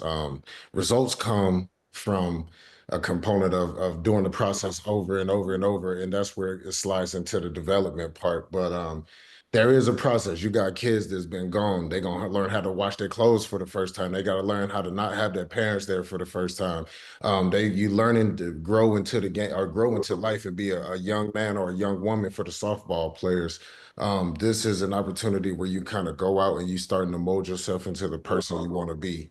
And that is the process that is going to help the development come, because once you have everything done as far as you sacrifice, you do everything the way you're supposed to. You are coachable. You know, you can follow instructions. That is going to help. That's going to help the developmental part, because the first thing a coach want to do is this kid coachable. You know, does he listen to what we say? Does he want to get better? But for sure, the process, everybody's process is going to be different. I would say for all the parents out here that have kids that are kind of lost, just be there for them. You know, you can't hold their hand the whole way through life, and especially through the game of baseball. I had to tell my mom the same thing. She was my pitching coach all the way until I retired. You know, you need to throw more changeups. I'm like, Mom, that man can't see a changeup from the booth. He calling it a changeup. Could have been a slider, but just guiding them along the way, and but allowing them to still create their own process at the same time, and trusting that they're gonna have coaches that they are around that will kind of, you know, show them the way and lead them in the right direction. Now it's The- open the to one- all the players and parents. Speak up now, ask any questions you have, and our panelists and all the other people, amazing people like Edwin, can certainly chime in as well. The And let one me thing I say would add, this. I would add to that about the process, is make sure you understand, because people ask what the process is. Simply, the process is the only thing that you can control. You can't control anything else. You can't control the outcome. We have all these result driven goals. We want to be drafted. We want to be an All-American. We want to get a D1 scholarship. We want to do you can't control any of those things.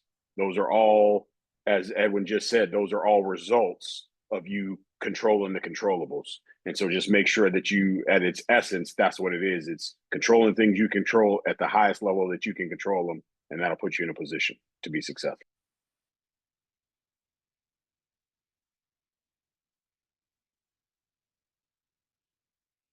Parents, speak up and ask your questions, because I know y'all have a lot of questions, and this is a great opportunity. You got a great panel here that can help you get ahead of the curve, because sometimes we don't know we're behind the 8 ball. We only know what we don't know. So use this opportunity to ask questions. I'm just jumping back in one more time because I didn't know Mr. Weekshead was also on this Zoom. And so I'm calling out all these pro MLB guys, because you guys have a lot of gems to share. And I would love for you to just discuss development and the best ways for these kids to develop as well. Thank you, Amber. I just popped in, everybody, so I'm glad to see so many familiar faces. And just from top to bottom, and hearing Edwin and hearing my brother, Mr. Goodwin, everybody from top to bottom, great information, great group of people. This is where you need to have your ears open and your pads out with your pens. For me, on the development side, having worked with a number of professional guys all the way to the youth levels, little league all the way up, For me, it's connecting yourself with people that know the game, been around the game, had the experience. Number one, those that are able to slow down and allow you to increase your education in the game, because there's a level of development where you're working on mechanics. And at that level, that's usually your younger levels where you're working on how to, maybe step with your swing, create the stride, create the balance, create your angle, those different things. And then once you accomplish those levels, as you go up the chain, the game becomes more mental than it is physical at that point. And once it becomes more mental, you have to have a coach that can elaborate, that has flexibility and communication at that point, that can be able to meet that player wherever they're at. So if I was a parent in the youth space, as my child's coming through the youth ranks, yes, I want you to learn how to swing, learn how to hit, learn how to catch. But around 11, 12, 13, once you get to a point where you know that the mechanical things are doing well, you need to get with somebody who really has the knowledge, the information, and the experience in the game, that can help your child understand approaches, what to do when it's a 2-1 count. You saw 2 curveballs in a row because you're a power hitter. What the pitcher has to do when it's a 0-1 count and they went fastball away 3 at bats in a row, and so the next at bat you come up, what should the approach be? Just a number of different ways that you have to be able to attack this game when it comes to development, experience, and those that are deep dived in. Through the knowledge of the game and the transition of the game today is very important. So I don't know if I answered all the questions. I don't know what all the questions were. I came in kind of late, but just giving that little tidbit of information. I just had one thing that I just want to ask for all of you. Obviously, we all sit and we hear about, analytics and testing and all of that. And certainly it's all really important. But then I also hear the side of it where there's a lot of kids not getting proper development with real people who know how to work with the kids. It's all about, the trophies and what tournament you won and who you struck out and all of that. Can you guys really dial down on just how important the whole development piece is, especially for a high school athlete, and how that really makes the difference in bridging the gap when they transition to the next level of college or pro baseball? I'll start, Jen. Development is just getting better than you were yesterday. We always talk about we want to develop kids, and these college coaches definitely want kids that are developed that can come in and play, because they don't have the time to develop kids. And what we're seeing now is the kids are playing tournaments every weekend, and they're not practicing as much as they used to in the past. And development comes from practicing. It comes from the grind, and the grind is what gets you to where you ultimately want to be. It can be boring at times. A lot of reparation. It's just rep. But the development piece is not that difficult. It's grinding when nobody's watching. I would add to that the development piece, again, it needs to be skill based, not the data and analytics, right? So we have guys out here, oh, coach, I'm 93 to 95, but you can't throw strikes, so that doesn't do me any good. I ask our pitchers all the time. I said, have you ever watched big league pitchers play catch? They said no. I said, you need to go to a game one time and just watch big leaguers play catch, because they're not telling their partner, oh, my bad, and their partner's running back to the warning track to pick the ball up because they threw it over their head. With our hitters, kind of the same deal. Going back to what Jamal said with regards to, what's your approach? What are you trying to do? Don't tell me that you got a 100-mile-an-hour exit velo. Well, if you can't put it on the barrel consistently, that didn't mean that much to me. And so I think the development has to be focused on the idea of skill. And right now, everybody's idea of development is specifically at that youth stage is they want to put the data out there. They want my spin rate is this, and my exit velo is this, and my fastball velocity is this, and my vertical attack angle is it. Like, all those things are great, but I'll give you an example with our pitchers this fall. I gave them no access to data this fall. I said, the only data point I care about is outs. Can you get people out?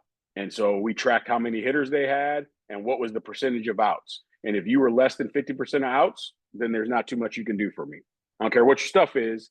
If you face 25 batters and you only got 5 of them out, that's not a very good ratio. That doesn't help us win games.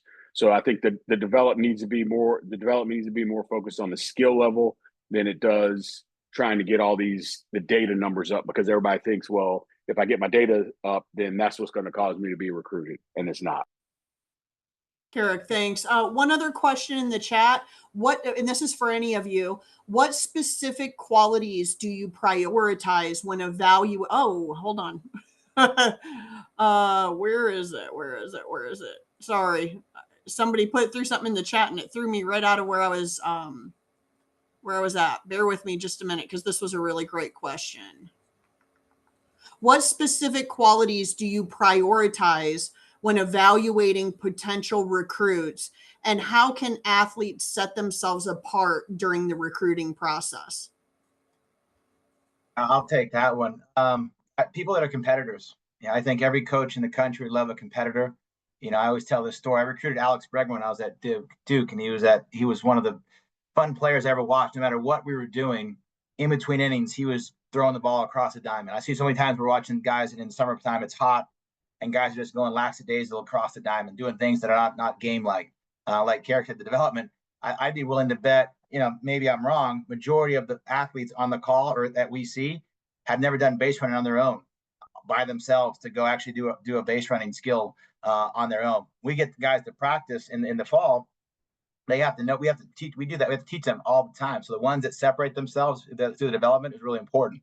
So if you're competitive, if you're a great teammate, those are basic skills that you can control. Like how hard you compete, how hard you play.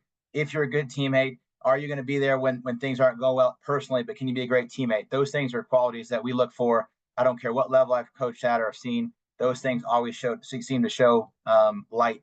And obviously you have skill behind that to actually help us win. But those are the first couple that I think can, for me, that I always look for. Do you play multiple sports? Do you do other things? All that stuff. But the competitive, and if you're great teammates, those are two things that I think no matter what level, those will give you a chance. Anyone else on the call answering that question? That's a great question.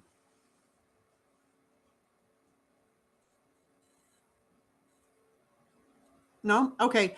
Next question. What is the best advice for JUCO athletes looking to go through the transfer? Jen, I'm sorry. I'm sorry. I was gonna elaborate on the last. Okay, go ahead.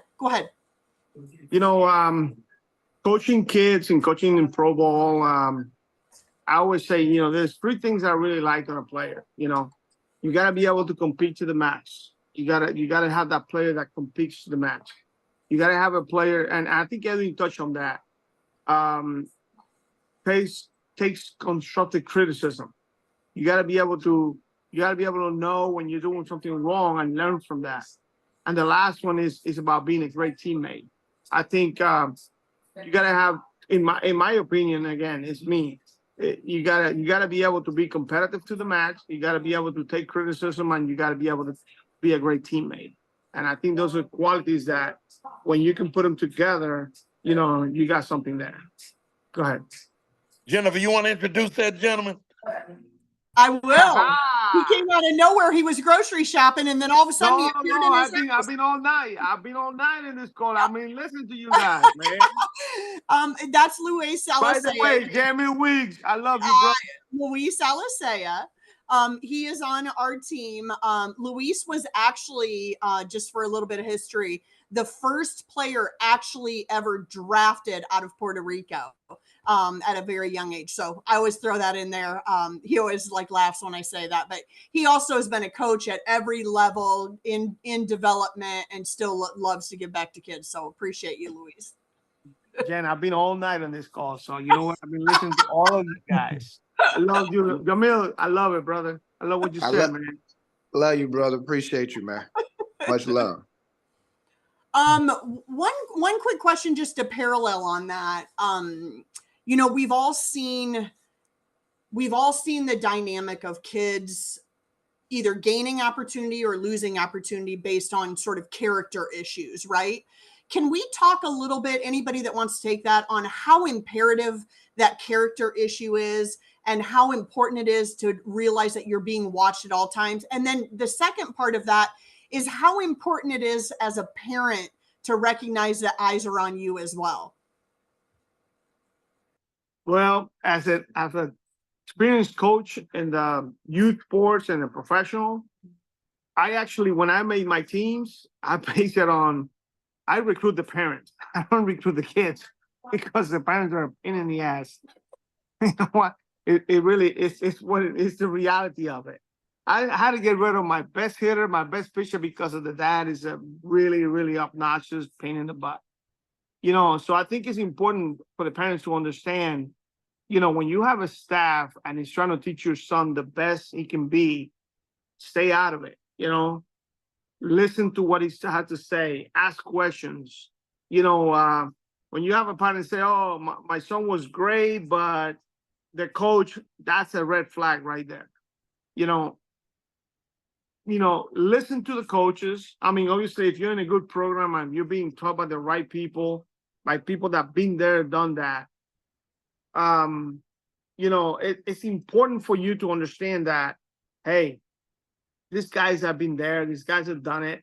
You know what? I want to see what's going on. I want to hear what's going on. But realistically, I mean, look, we have an academy that's going to come up in West Palm Beach this fall.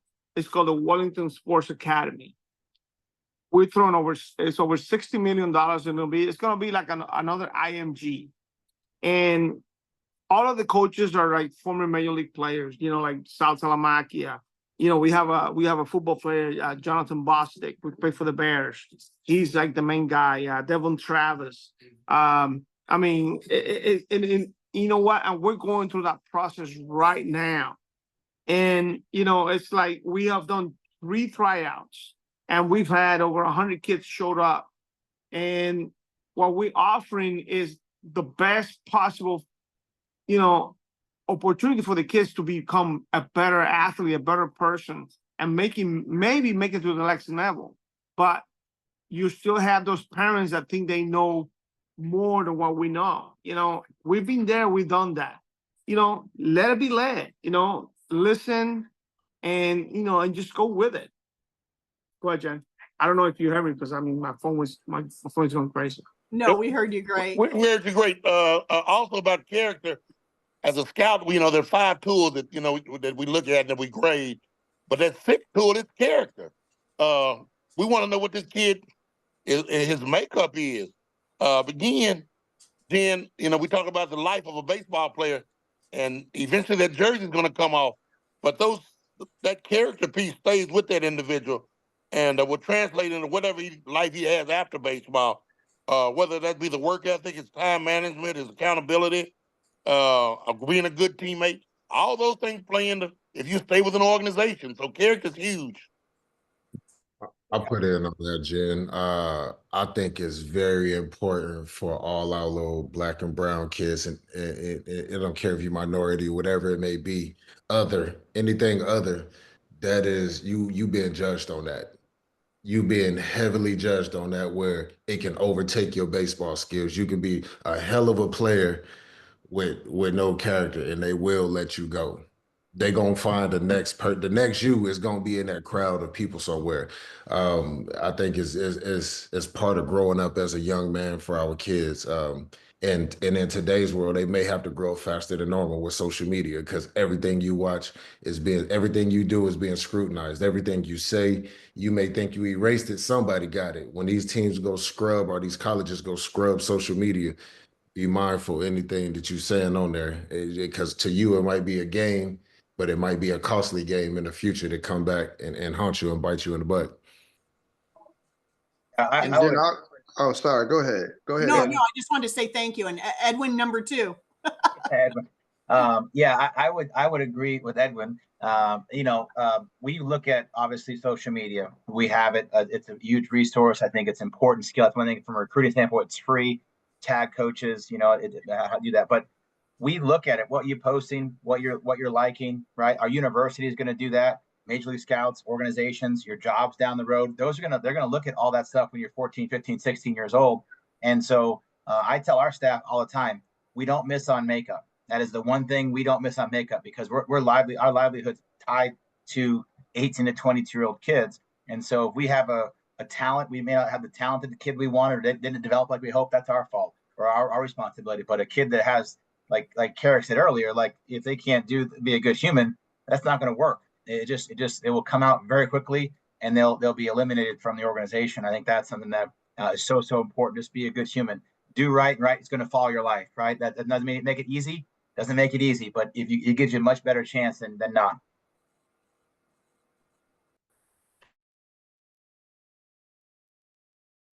I wasn't going to add much. I know I had jumped in the same time as Edwin, but just really reiterating, he kind of hit all the points that I was going to hit anyways. Just knowing that whatever happens at the youth level, even at the professional level, we think that it's just within that organization or within that coach or that school or that college, but the word travel, just knowing that when one thing hits one level of individuals, like a college coach, that word can travel across 30 different coaches, across 30 different schools, and you can kind of, knock yourself out of the running at a lot of different places, because your name will start traveling all over the place. So just understanding how important decision making is, and making choices and proper choices. And for parents, when it comes to parenting, understanding that doing the hard things that might be not allowing your child to go with this group of kids or be around this group of people is more important than it may seem, because one mistake that gets out to one university might end up meaning that it gets out to the next 10, 15, 20 other universities, because word travels, and it travels fast. So just adding that extra piece. And I would say, kind of going back to what Edwin Jackson talked about with our Black and brown kids, the reality of the situation there is, like he said, we get labeled in a hurry when it comes to that. And so it would behoove you to make sure that you understand the environment that you're putting your child in with regards to that, because some things that may, I think we all grew up for the most part in a situation, whereas we were playing the game, we were one or two on a team, and that put us in a situation where the coaches don't always know what's going on in the bus, in the clubhouse, in those types of things. And all of a sudden, what may be tabbed as being a behavioral issue, it may just be that player is feeling ostracized. Misunderstanding issue. Yes. So if you don't have an environment and a place where those things can be discussed openly, then it potentially ends up being a problem. And now all of a sudden that player gets labeled, and the reality of it was, well, no, it wasn't a behavioral issue. It was, hey, there was some stuff going on that they didn't necessarily feel comfortable bringing up because they were, quote unquote, in the minority. And so it can look like character, but the reality of it is it's not a character issue. So those things are important when you're looking at situations.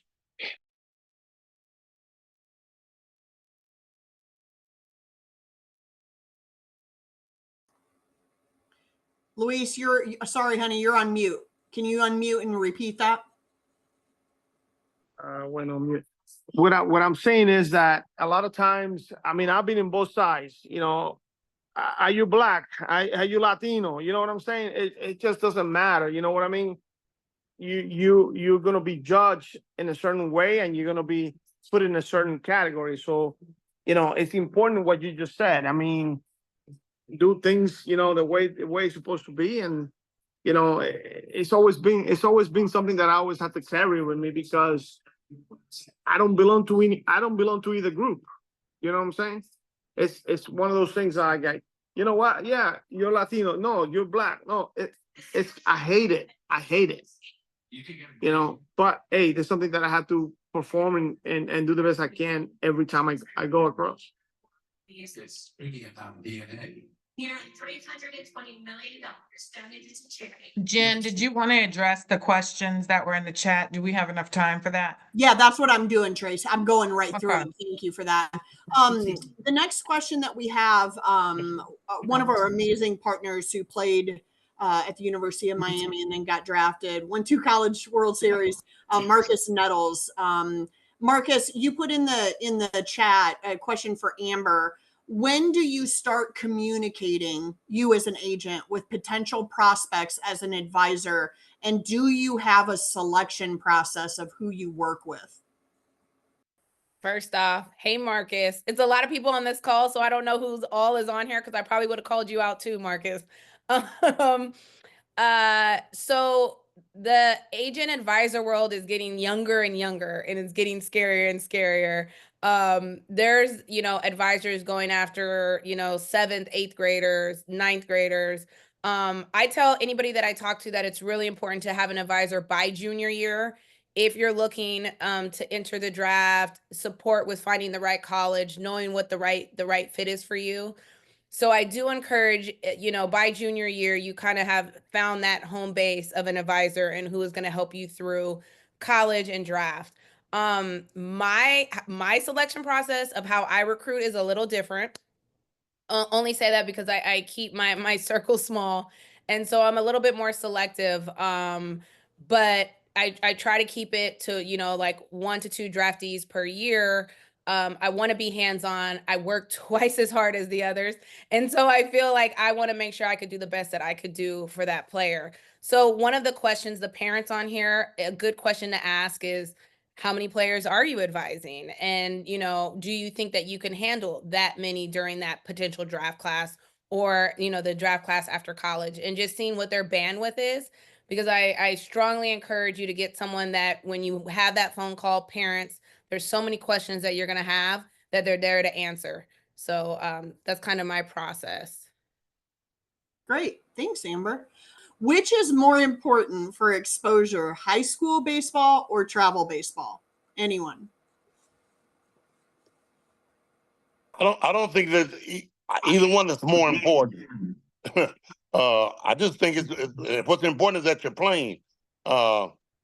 We've drafted kids out of high school, and we've also drafted kids that we've seen from travel programs that played limited amount of high school ball because either they played in the north and they didn't have a long season. So it just depends. But I don't think one is more important than the other. High school baseball is extremely important. I'm gonna answer that one too.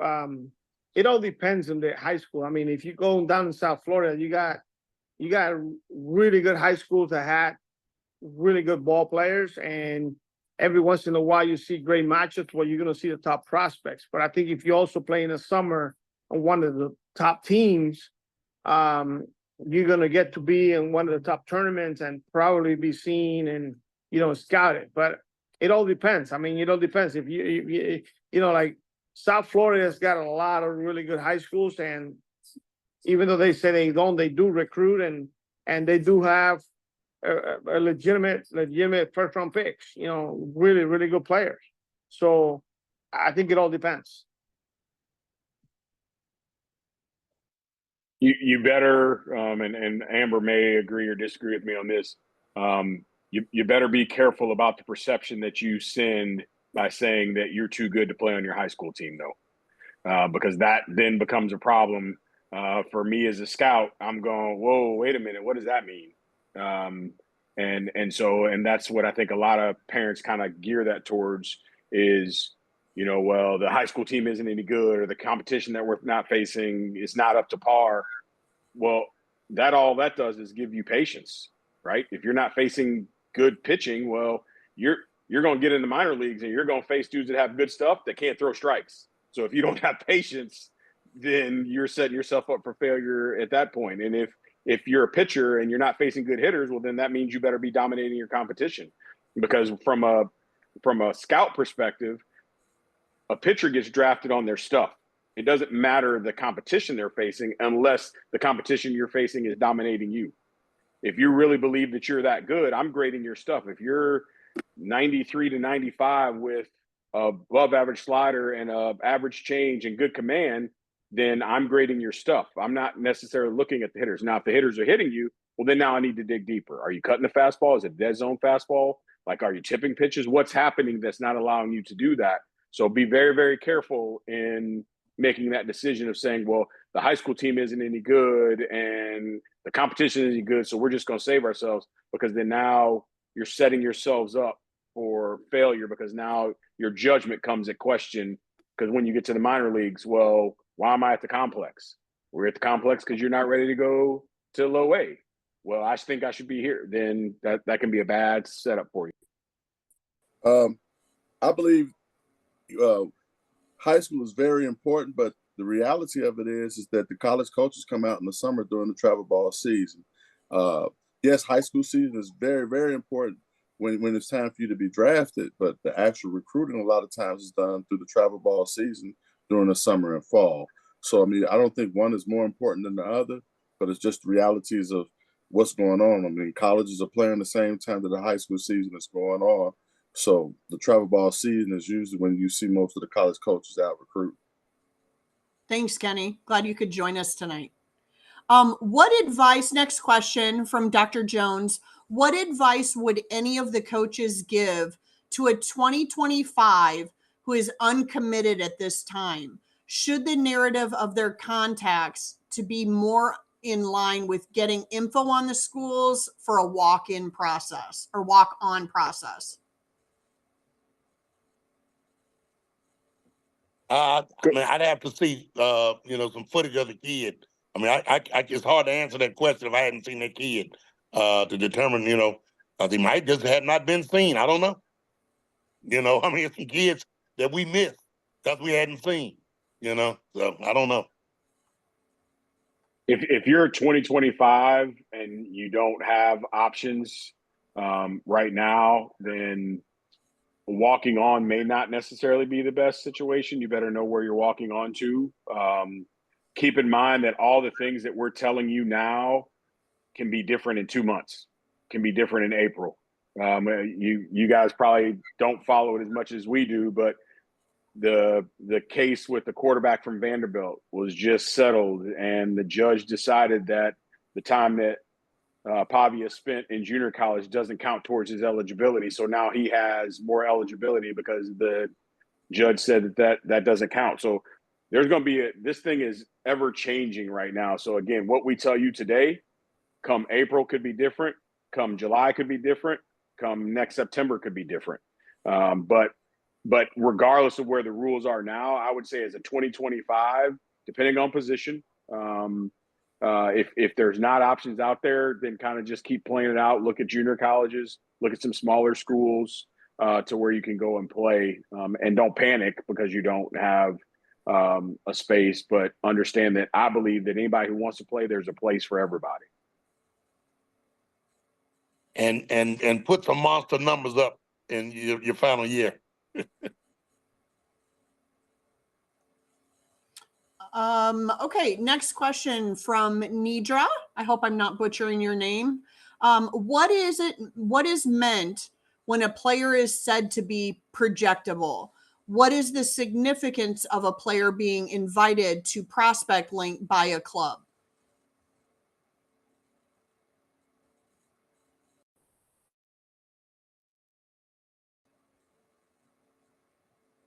On the Prospect Link question, again, Amber, you chime in here, but what I would tell you is kind of what she said to you before. Like, that can be fool's gold.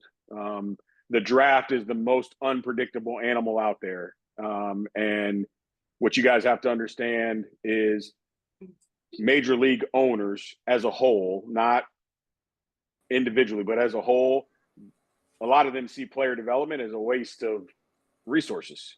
And so they're trying to figure out ways to cut the draft and figure out the area scout may like your son and may say, hey, your son does X, Y, Z. So let me send this to you so we get your information in the system.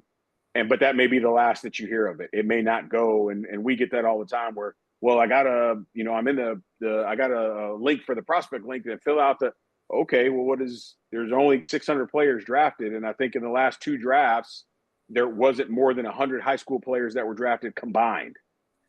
So that's telling you everything you need to know, in addition to the idea that when you look at major league rosters, more than half of the kids on major league rosters come from college.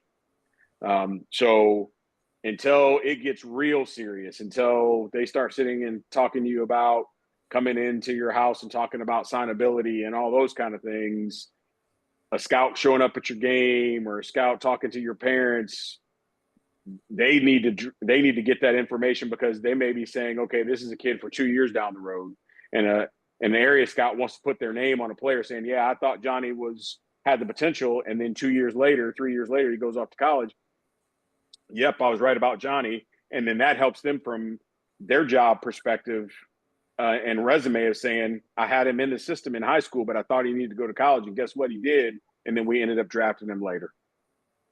Eric, you're exactly right when you say fool's gold. They get the link and they get so excited and they think, oh, this team is following me. All it is a name that they're clicking on their computer, and they could be following 300 kids in the area. I had a first rounder this year that did not open his portal until the combine. So, didn't touch the link, didn't answer any questions, didn't do anything until the combine, and started meeting with teams and was a first rounder. So, I mean, it's they should feel honored that they're receiving looks, but that's exactly what it is just a look. And so don't stress to get that filled out right away. Don't stress that, oh my God, this team is truly following me. You're one of the names of the hundreds that they're clicking.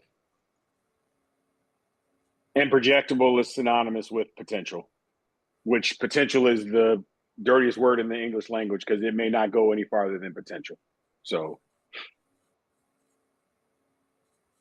Okay, next question. Are on-site camps at the collegiate level, how important are those? If you college coaches can speak up to that. Yeah, I think they're important. The NCAA rules, if you're not eligible, if you're a freshman or a sophomore, for example, you can't come on our campus and interact with our coaching staff unless you go to our camps. So if you like XYZ school, you get invited. That's literally the only thing we can do. Send an email or DM. All we can say is come to our camp, and then from there we can interact during that time that we're at camp, and that's really it until August 1st if you're going into your junior year.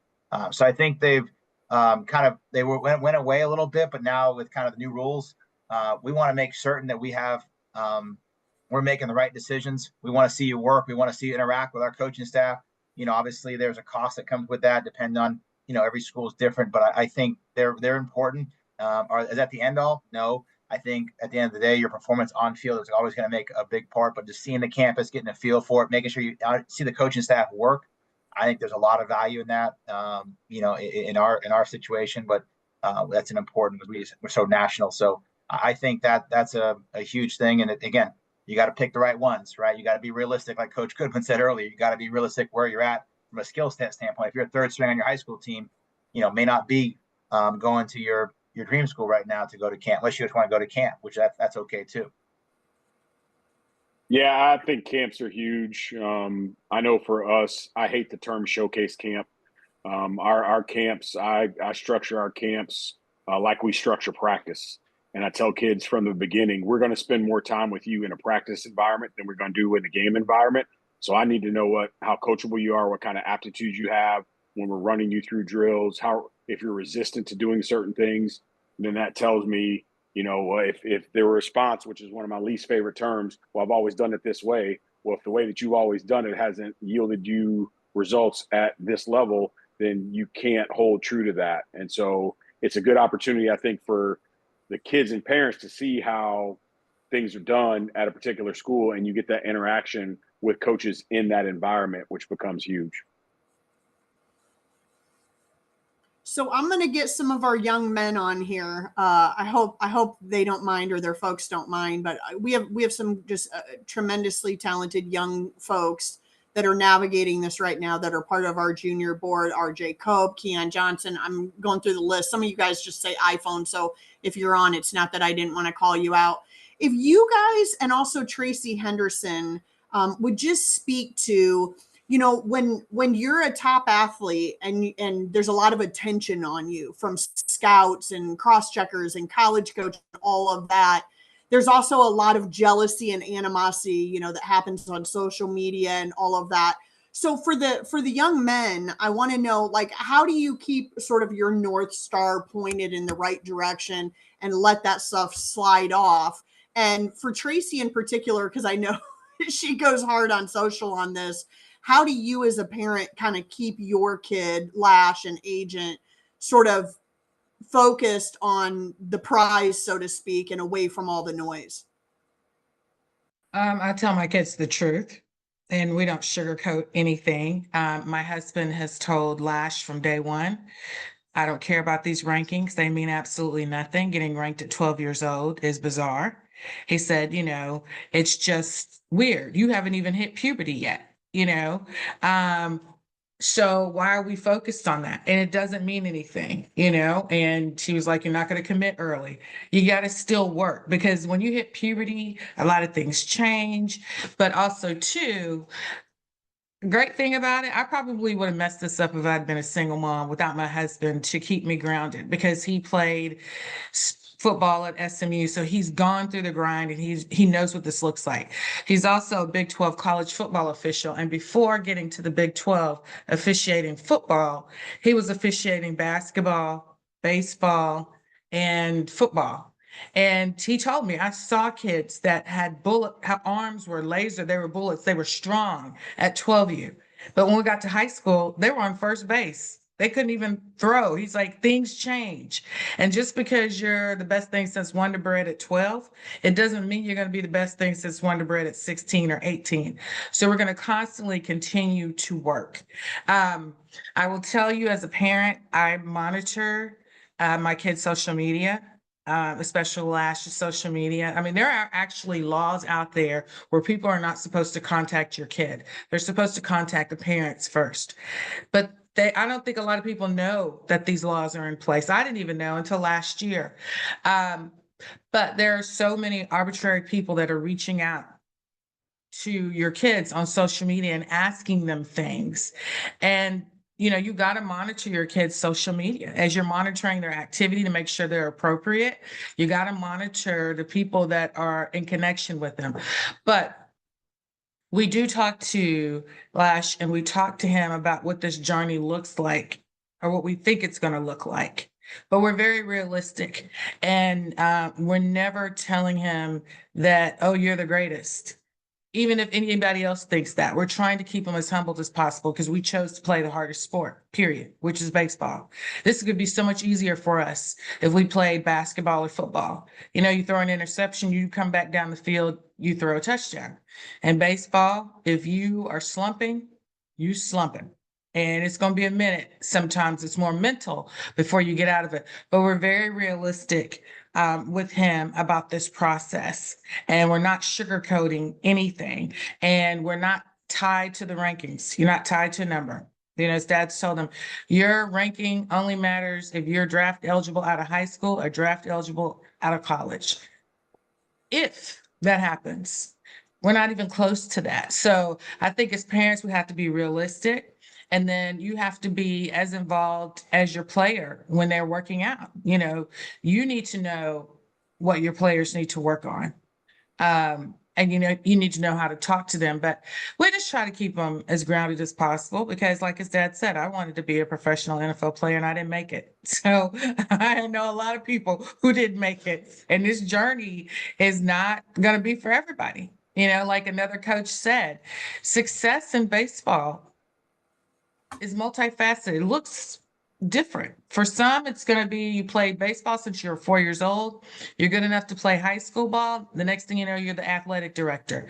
That's what the success is for one player. You know, for the next player, you're going to be an area scout, or another player, you're going to be a college coach like Coach Jackson.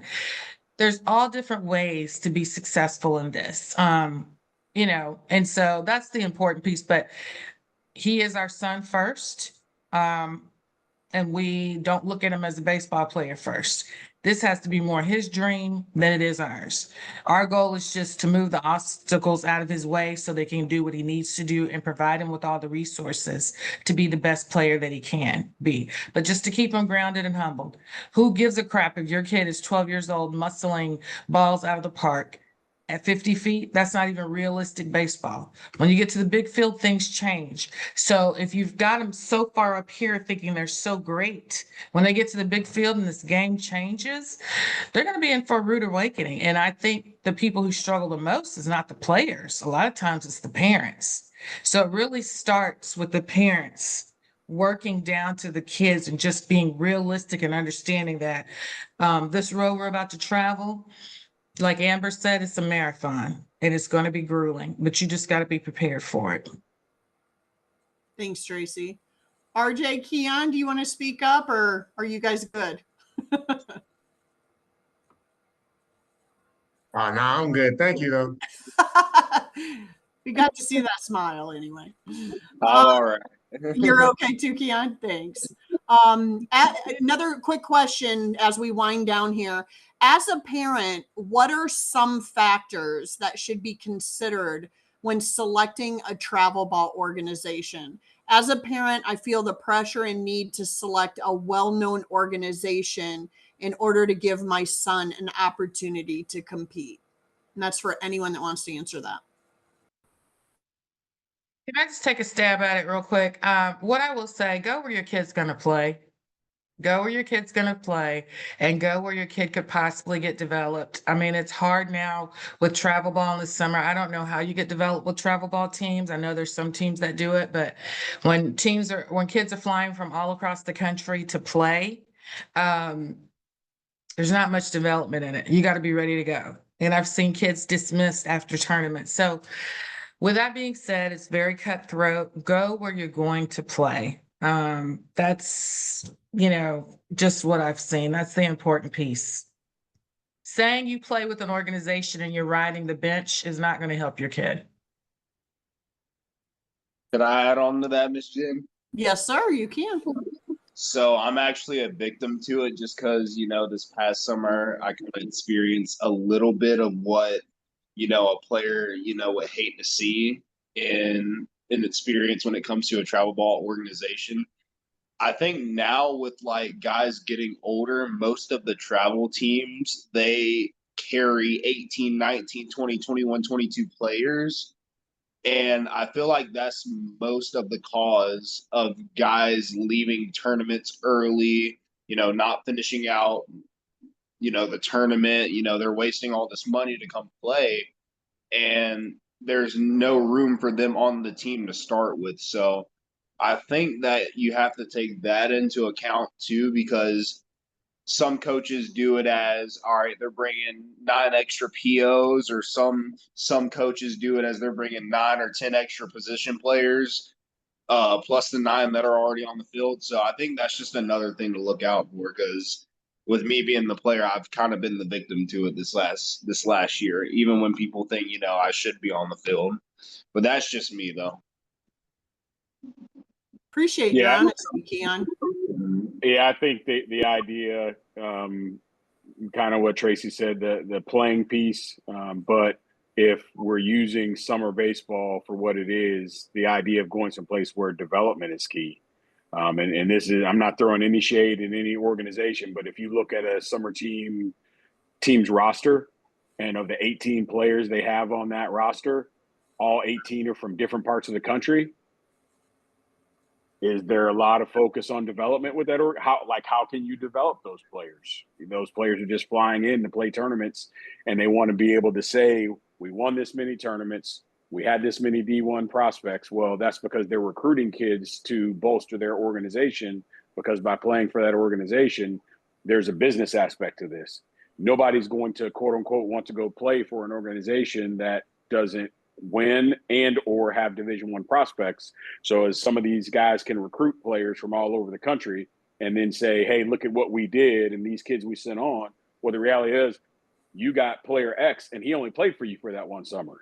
You had nothing to do with his development. You had nothing to do with what he played for you for one summer going into his junior year, He ends up getting a scholarship at a Power 4 school, and now you put that on the website saying, look at all the D1 kids we have, when the reality of it is all you did was player collect and did a good job of recruiting and enticing players and saying, look at what we do as an organization, come play for us. And so then if you don't fall into that category of being a player of that caliber, well, then yes, they're going to get rid of you because you're bad for business. Because the kids that are on that elite team, none of those kids are paying. It's all the kids that are on, you got prime, and then you got elite, and then you got all-star, and then you got – not everybody's elite, and that's okay. But everybody wants to – again, we're seeking that validation of, well, if I'm not on the elite team, then that means I'm not very good, and then I'm not going to get recruited. Not true. So you have to really dig deep into that and make sure you're finding the place that's the best fit for you and the place where you're going to have an opportunity to grow and develop. And Edwin talked about it. Thompson talked about it a little bit before too. We're getting kids on campus, and I'm having to teach them how to run bases. Well, and then the parents that have paid $3,000 or $4,000 a year for the last 4 years think that, well, I paid my money, so my son's supposed to play. Well, you paid your money to them. Like, you didn't pay that money to us, more importantly, and you're coming here and you don't know the basics of the game. And then we also get kids that, because they've done that, they also don't want to listen to what we have to say because they were on the prime team or the elite team, and we had all these good players. And my coach there told me I was it. I was a guy. I was going to be a draft. And so then they get to us and don't want to listen to anything that we have to say. And I tease our players all the time that I'm going to leave a bucket by the door, by the dugout, and y'all drop $50 in there. Because when you pay $50, you're going to listen to everything I have to say. But if I'm giving it to you for free, and then now I don't know what I'm talking about. So I think when you look at those travel opportunities, find out if the team practices. If a team tells you they're practicing on Tuesday and Wednesday to get ready for the tournament on Thursday and Friday and Saturday that weekend, that might be a place that you look at because they're putting the time and effort. If they're just telling you, hey, show up here on Thursday and then we'll play Thursday through Sunday, and then we'll tell you to fly and meet us at the next place next Thursday. Well, there's not a development aspect that's going on there. Yeah, Samuel Chin, who also sits on our junior board, is going to ask a question. But one real quick thing I want to just ask, since Carrick, you're on the screen, and I know we have a lot of coaches on here. I've heard that same thing, that a lot of colleges are getting freshmen and they're having to almost revamp them as a player. Can you just really point blank, bluntly speak to the fact of the difference of a high school or travel age coach getting a young man, but when you make that transition into college or pro ball, they're expected to be a grown man? Can you just kind of speak to that? Yeah, 100%. We already talked about the idea that our roster size is going to be 34 next year. And people may say, well, shoot, it was 40. It's only 6 players. 6 players is a huge difference. So if you look at our breakdown, ideally for us, it's going to be 18 and 16, 18 pitchers and 16 position players.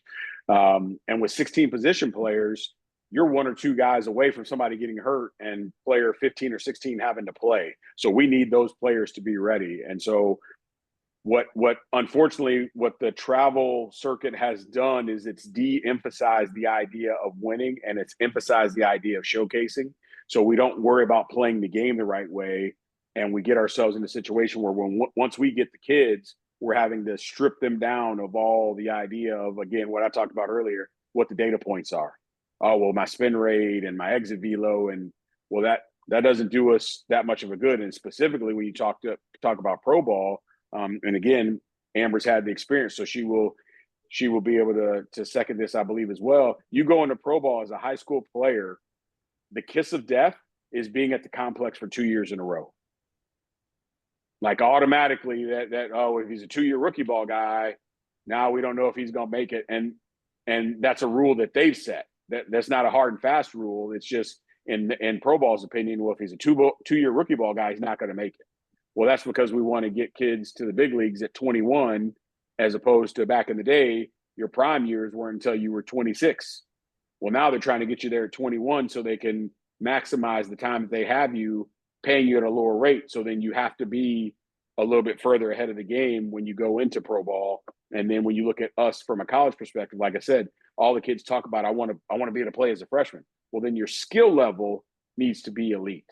And that's what, when you're talking about summer organizations and what you're doing and getting prepared, prepare for your skill level to translate to the game, because if the skill level translates, that's what's going to put you in a position to be able to step out here and be successful. Great. Samuel, do you want to step forward and speak? Yeah, I just wanted to add on the preparing and going somewhere where you can play.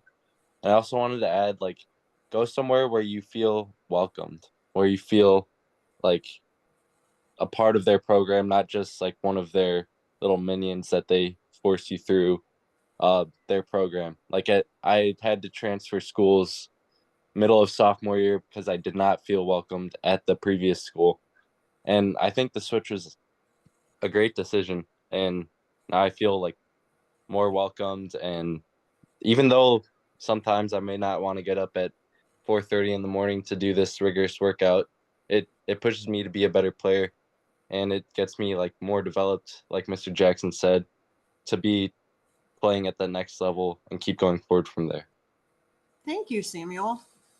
Appreciate you speaking.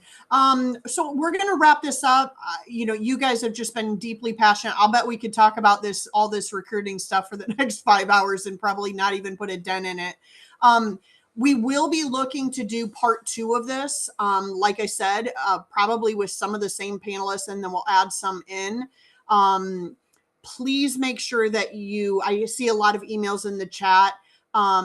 When the information comes to you, everything from the slides to this recording to future events that we hold in the Learning Lab, please know we want you to share that with as many people as possible. This free service, these amazing folks that are volunteering their time and their knowledge and their expertise, none of this programming would be possible without them, but they have so much to offer. In advice, in life experience, in navigating this crazy wild west.